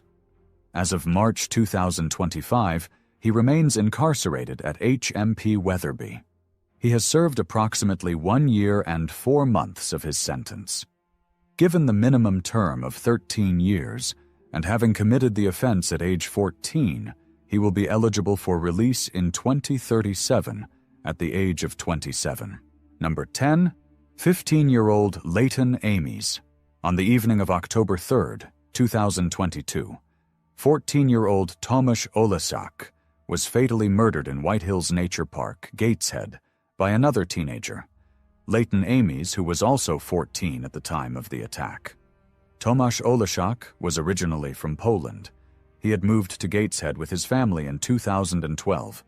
Described as kind, respectful, and sporty, he was a popular figure among his peers and known to detest violence. His murderer, Leighton Ames, also 14 at the time, had a known history of disruptive behavior. He had previously been excluded from primary school for threatening to use a knife on a teacher, and later from secondary school for committing arson by setting fire to a plastic window. Images recovered by police after his arrest showed an interest in knives. On the night of the attack, Ames had taken a serrated steak knife from his kitchen and brought it with him as he went to meet his 14-year-old girlfriend. As they walked together through White Hills Nature Park at around 8 p.m., a group of teenagers began following them. Ames claimed he brought the knife for reassurance and carried it in his jacket pocket. However, evidence disputed this claim, stating that he was the aggressor and had not suffered any significant injuries, only a minor thumb wound.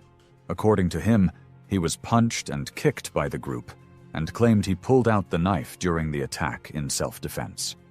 During the confrontation, Ames attacked Tomasz once with the knife, causing an 8-centimeter deep wound that fatally injured him. After the attack, Ames reportedly shouted, "I've wetted your boy," to the group of youths, a statement described by the judge as being delivered triumphantly. Following the stabbing, Ames also slashed the coat of another boy in the group and was later convicted of attempted grievous bodily harm for that act. He admitted to carrying a knife, but denied the charges of murder, claiming he did not know he had used the knife on Tomasz. After the incident, he hid the knife in a nearby bush and messaged a friend, stating he would have it melted. Tomasz was rushed to hospital, but died the following day from the stab wound. His mother had been called to the scene and attempted to save her son's life, but was unsuccessful. The police arrested Ames shortly after the stabbing. During the investigation, disturbing images of knives were found on his phone. In a victim impact statement, the victim's mother stated that she regularly had flashbacks to that night, while remembering how she was trying desperately to keep her boy alive. The court also heard about Amy's history of violent threats and disruptive behavior in school settings. At Newcastle Crown Court in June 2023, Ames was convicted of murder and attempting to cause grievous bodily harm. The judge sentenced him to detention for life with a minimum term of 12 years. He also received a 13-month sentence for an attempted charge to be served concurrently. After the sentencing, Ames was placed in secure accommodation, where he made progress in his education, improving his reading age from 10 to 13. His educational improvements were noted by the judge, but this did not mitigate the severity of the crime. Tomasz's family, still mourning their son's death, expressed their heartbreak and ongoing grief, knowing that their son's future was taken in such a senseless act of violence. As of May 2025, Leighton Ames has served approximately 2.5 years of his minimum 12-year sentence. He was 14 years old at the time of the crime and will be eligible for release at the age of 26, but will remain on license for life and can be recalled to custody at any time. Number 11, 16-year-old Jordan Rance.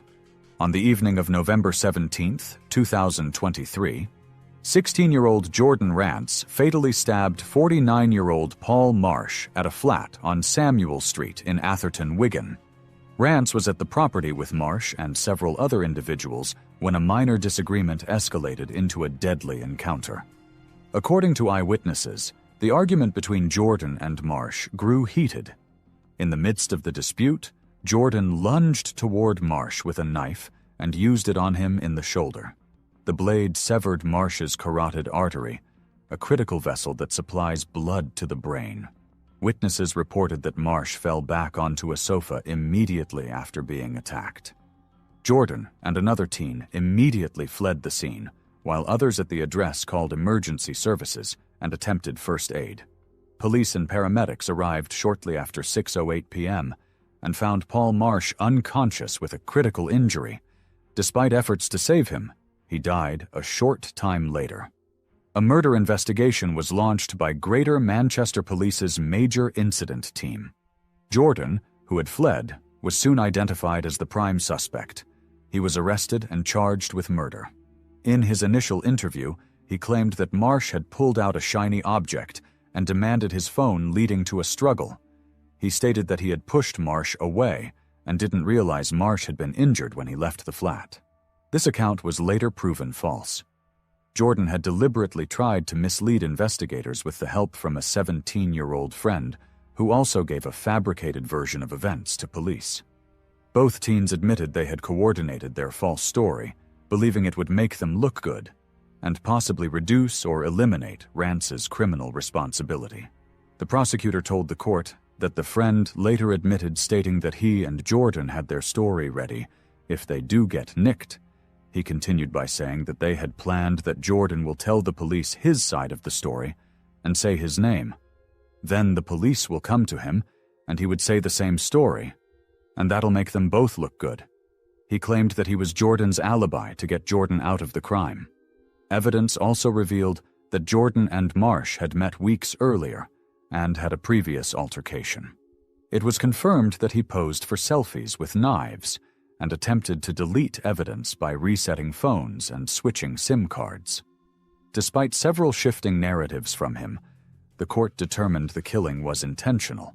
Investigation also revealed that Jordan was known to have a troubled history, including 6 previous convictions for 18 offenses, most of which were related to driving, and 1 count of wounding with intent.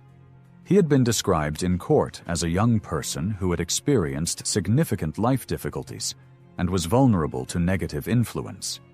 He was found guilty of murder at Manchester Minshull Street, Crown Court, in March 2024.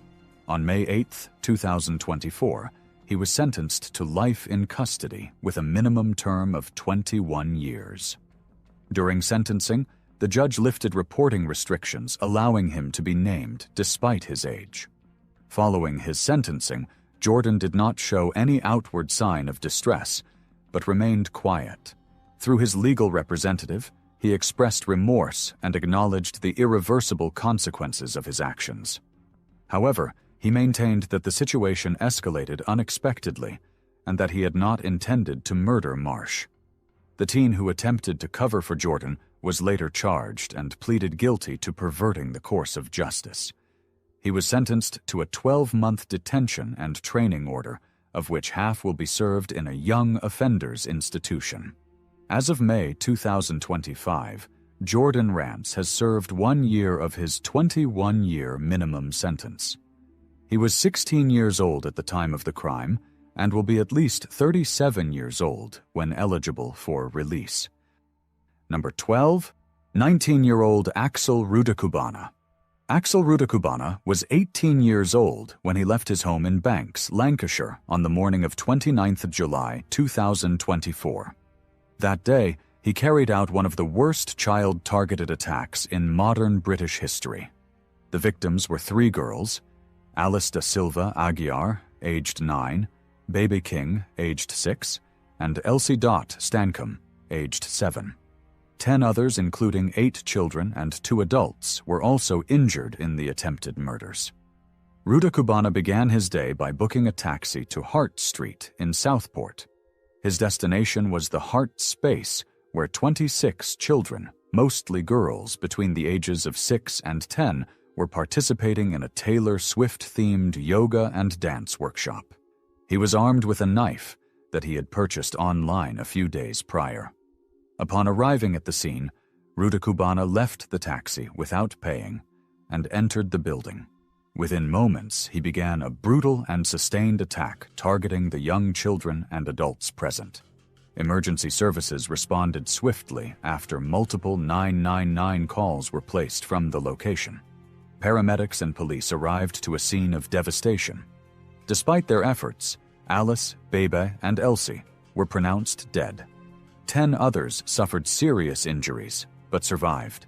Following the attack, Rudakubana was arrested and taken into custody.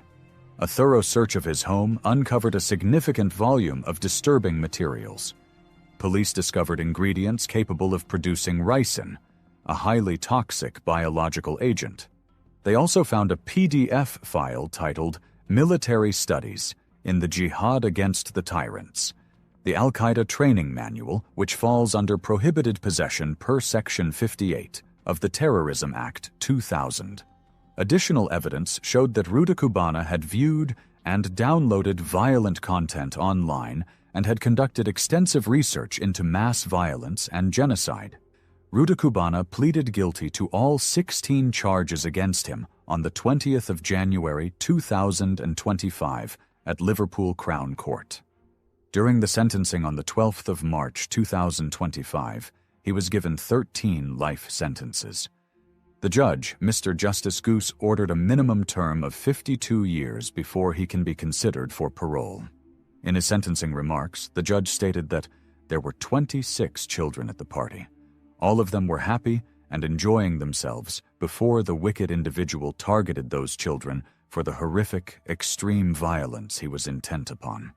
It was such extreme violence of the utmost seriousness it was difficult to comprehend. It's likely he will never be released and will spend the rest of his life in custody.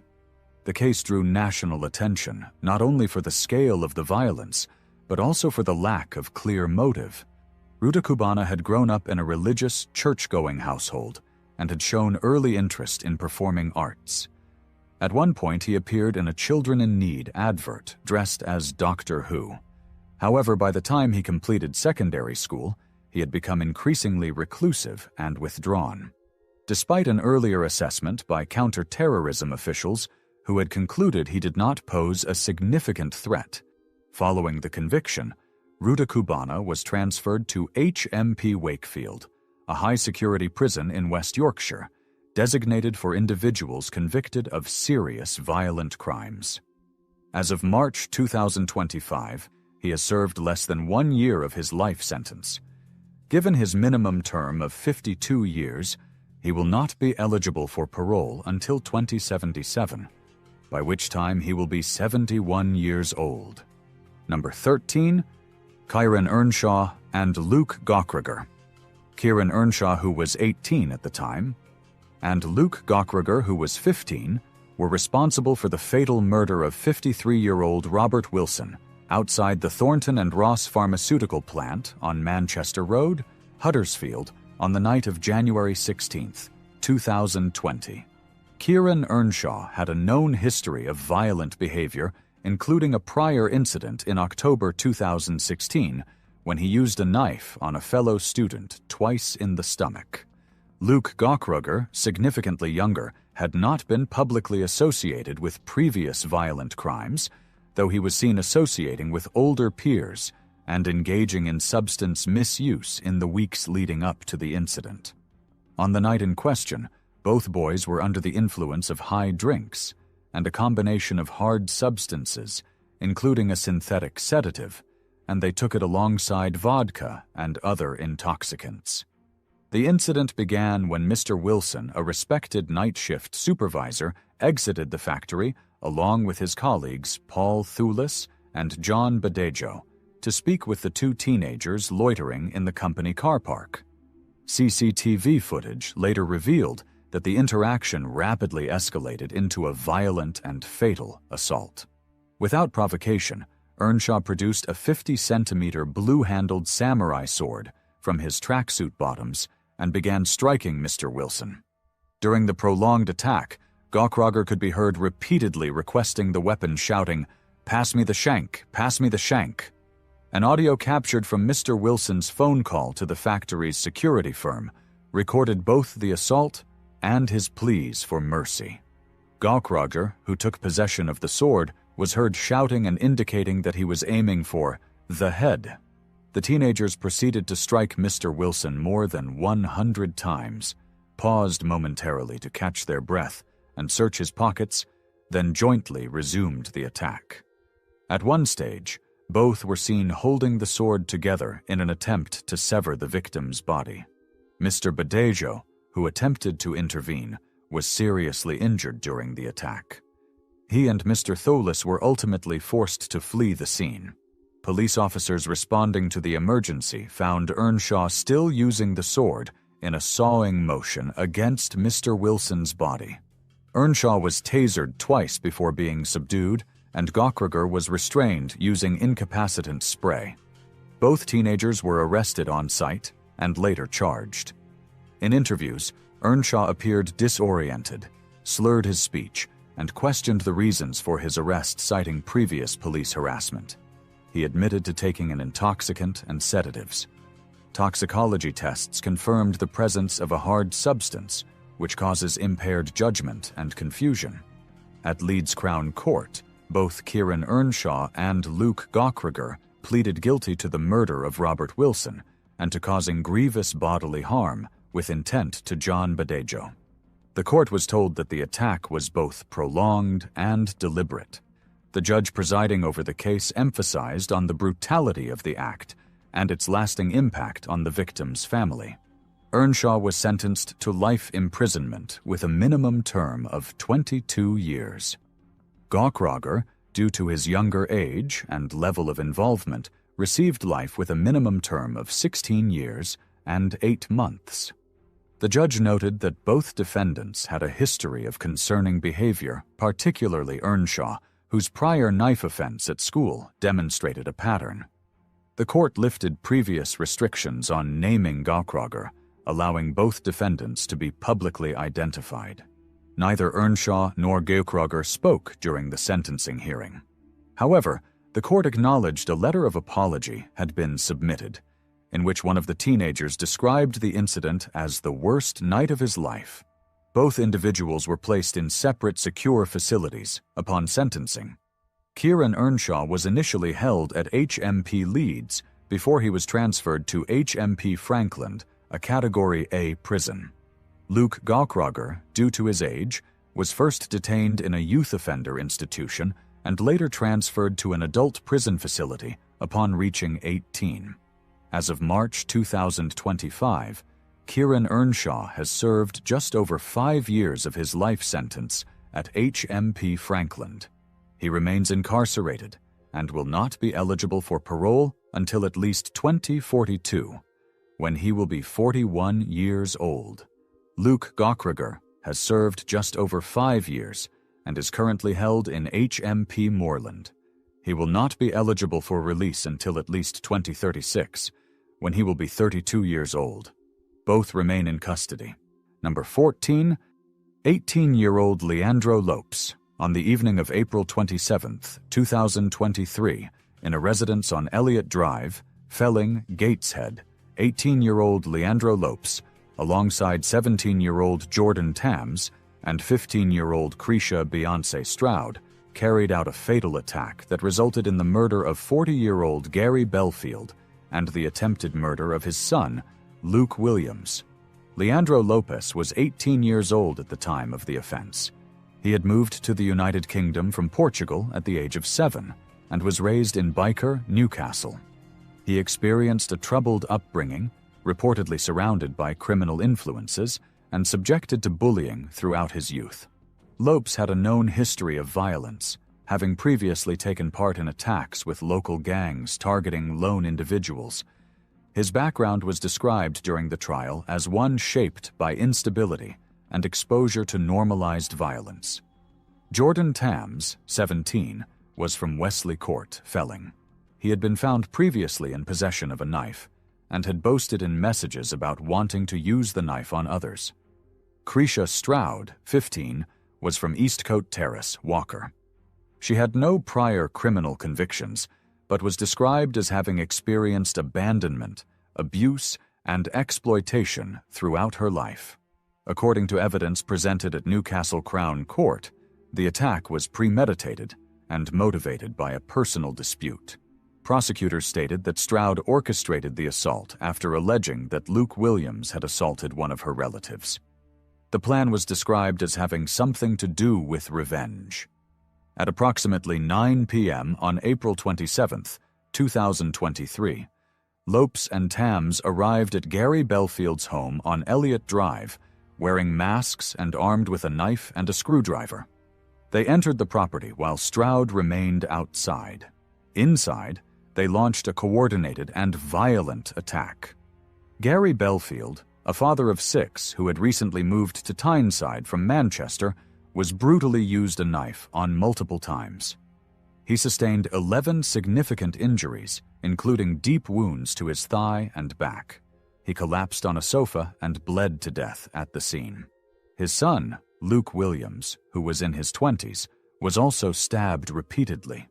Despite his injuries, he escaped the property and ran to a nearby garage where a mechanic administered emergency aid, likely saving his life.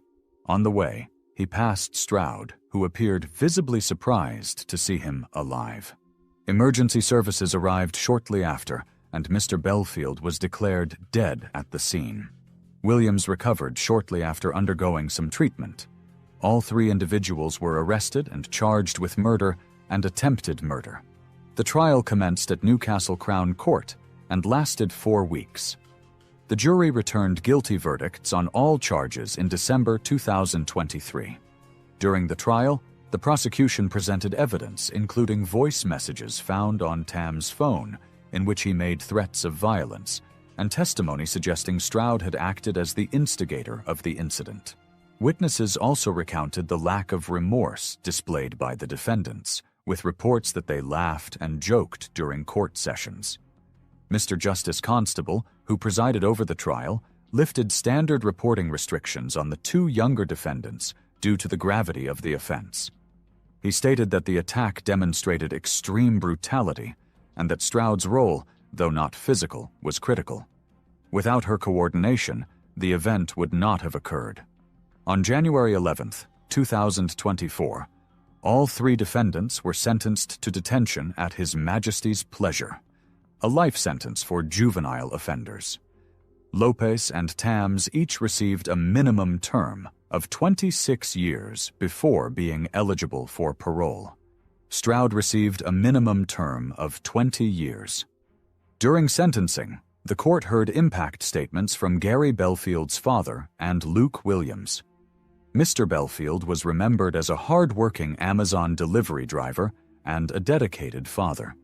His father described the murder as senseless and said it had a far-reaching impact on the entire family. Luke Williams said he had no doubt he would have died if he had not escaped. He stated that the attack was intentional and that the intruders asked no questions, indicating a predetermined purpose. He referred to the perpetrators as vile human beings and expressed a hope that they would live a long life burdened by regret.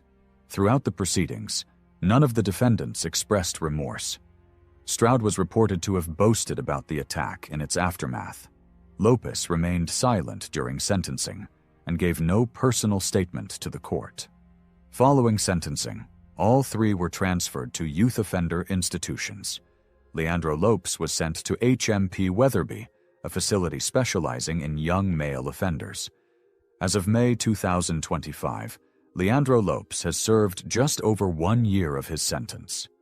He was 18 years old at the time of the offense, and under the terms of his sentence, will not be eligible for parole until he is at least 44 years old. 16-year-old Daniel Haig.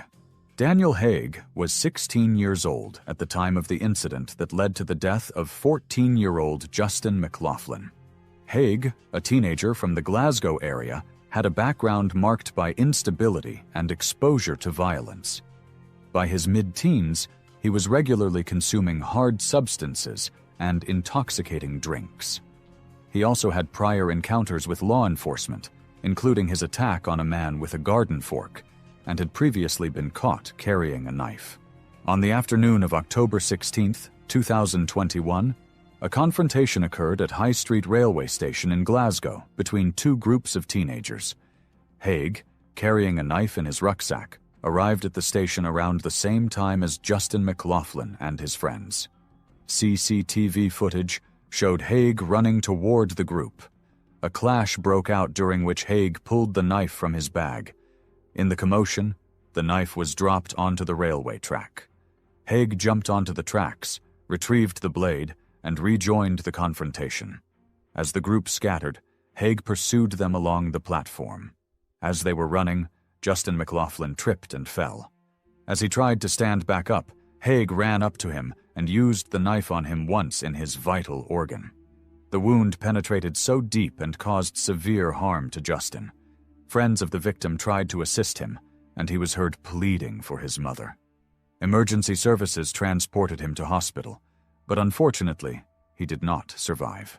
The incident was captured on station surveillance, providing clear evidence of the sequence of events.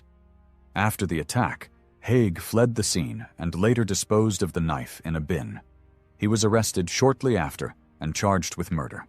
During the trial at the High Court in Glasgow, he admitted to using the knife on Justin, but denied any intent to murder him. His defense argued that the knife had been carried for self-protection, claiming that his client had been assaulted the day before the incident. Haig stated that he aimed for the lower abdomen and intended only to cause a minor injury. When asked by his defense counsel how he felt about the incident, he expressed remorse, telling the court and Justin's family, "It was never my intention to murder anybody." However, prosecutors argued that his actions demonstrated clear intent to cause serious harm. They emphasized that after the scuffle had ended, Haig was no longer under threat, but chose to pursue and murder the unarmed boy. The jury found Daniel Haig guilty of murder in June 2023. The sentencing took place at the High Court in Edinburgh. The judge presiding over the case imposed a life sentence with a minimum term of 16 years before parole eligibility. He described the act as a brutal murder and highlighted its devastating effect on the victim's family. The judge noted that Justin was in a defenseless position when the fatal blow was delivered. During the sentencing, Justin McLaughlin's family described him as the blue-eyed boy of the household. His younger siblings were particularly affected by the loss. He was their best friend, as well as a brother. The family stated that their lives would never be the same, citing knife crime as the cause of their devastation. Following the sentencing, Haig was transferred to HMP Polmont, a young offenders institution in central Scotland. As of March 2025, Daniel Haig has served approximately 3 years of his life sentence. He was 16 at the time of the crime and 18 at the time of sentencing. He will be eligible for parole at age 32, having served the minimum 16-year term. 19-year-old Daniel Harris. From February 2021 to March 2022, Daniel Harris, a teenager from Glossop, Derbyshire, uploaded a series of far-right extremist videos to the internet. He was 17 when he began producing this material, posting under the alias Bookanon on platforms like World Truth Videos. Harris created and shared videos that promoted violent ideologies, glorified mass shooters, and encouraged viewers to commit acts of terror. The content of these videos included praise for several known extremists. One video celebrated Thomas Mair, the man who murdered British MP Joe Cox in 2016. Another video referred to Brenton Tarrant, the Australian who murdered 51 Muslims during the Christchurch mosque shootings in New Zealand, as a saint. He also called for the total extermination of subhumans, a phrase repeated across his published content. These videos did not remain in obscurity. One of them, titled How to Achieve Victory, was later shared online by Peyton Gendron, who went on to fatally shoot 10 black people at a supermarket in Buffalo, New York, in May 2022. Prosecutors noted that Harris's videos were influential, with Judge Patrick Field KC stating during sentencing that Harris's materials had, at the very least, some influence upon Gendron. Authorities also discovered links between Harris's online content and Anderson Lee Aldrich, the suspected gunman in the November 2022 shooting at a gay nightclub in Colorado Springs that left 5 people dead and 25 injured. One of Harris's videos appeared on a platform closely tied to Aldrich's online activity before the attack. Harris's actions gained the attention of UK counter-terrorism policing. Detectives opened an investigation after finding that Harris had attempted to manufacture a firearm using a 3D printer. The court heard that while he was unsuccessful, the attempt represented a clear intention to carry out violence. The investigation revealed that Harris had been referred to the UK's PREVENT program, an initiative designed to intervene in early-stage radicalization. However, he continued to produce and disseminate extremist content throughout his participation in the program. Authorities ultimately determined that Harris had not been groomed by others, but was instead acting independently with the intent to radicalize others. Detective indicated that on the surface, Harris presents as an unassuming, quiet young man, but when you scratch the surface and it's a more sinister picture. He added that Harris's consistent online activity posed such a threat that they had to act in order to ensure the safety of the wider public. Harris was arrested and later charged with multiple terrorism offenses. In December 2022, he was convicted of 5 counts of encouraging terrorism and 1 count of possession of material for terrorist purposes. The possession charge stemmed from his attempt to create a gun using a 3D printer. During sentencing in February 2023, the judge described Harris as highly dangerous and a propagandist for an extremist right-wing ideology. He noted that Harris had shown no remorse and had lied about his past actions, even describing his defacement of a George Floyd memorial in Manchester as no more than a blip. The court also heard about Harris's background. He had been withdrawn from mainstream schooling at the age of 7, and his defense lawyer argued that there were quite disgraceful failings by his family and the local authority in handling his upbringing. On February 3, 2023, Harris was sentenced at Manchester Crown Court to 11.5 years in a young offenders institution. Upon release, he will serve an additional 3 years on extended license under supervision. As of March 2025, Daniel Harris has served just over 2 years of his 11.5-year sentence. He was 19 at the time of his sentencing and will be approximately 30 years old by the time of his scheduled release. He remains incarcerated in a UK young offenders institution under terrorism-related charges. Thank you guys for watching. Personally, I think these teens deserve the capital punishment they all got. What do you think? Leave a comment below.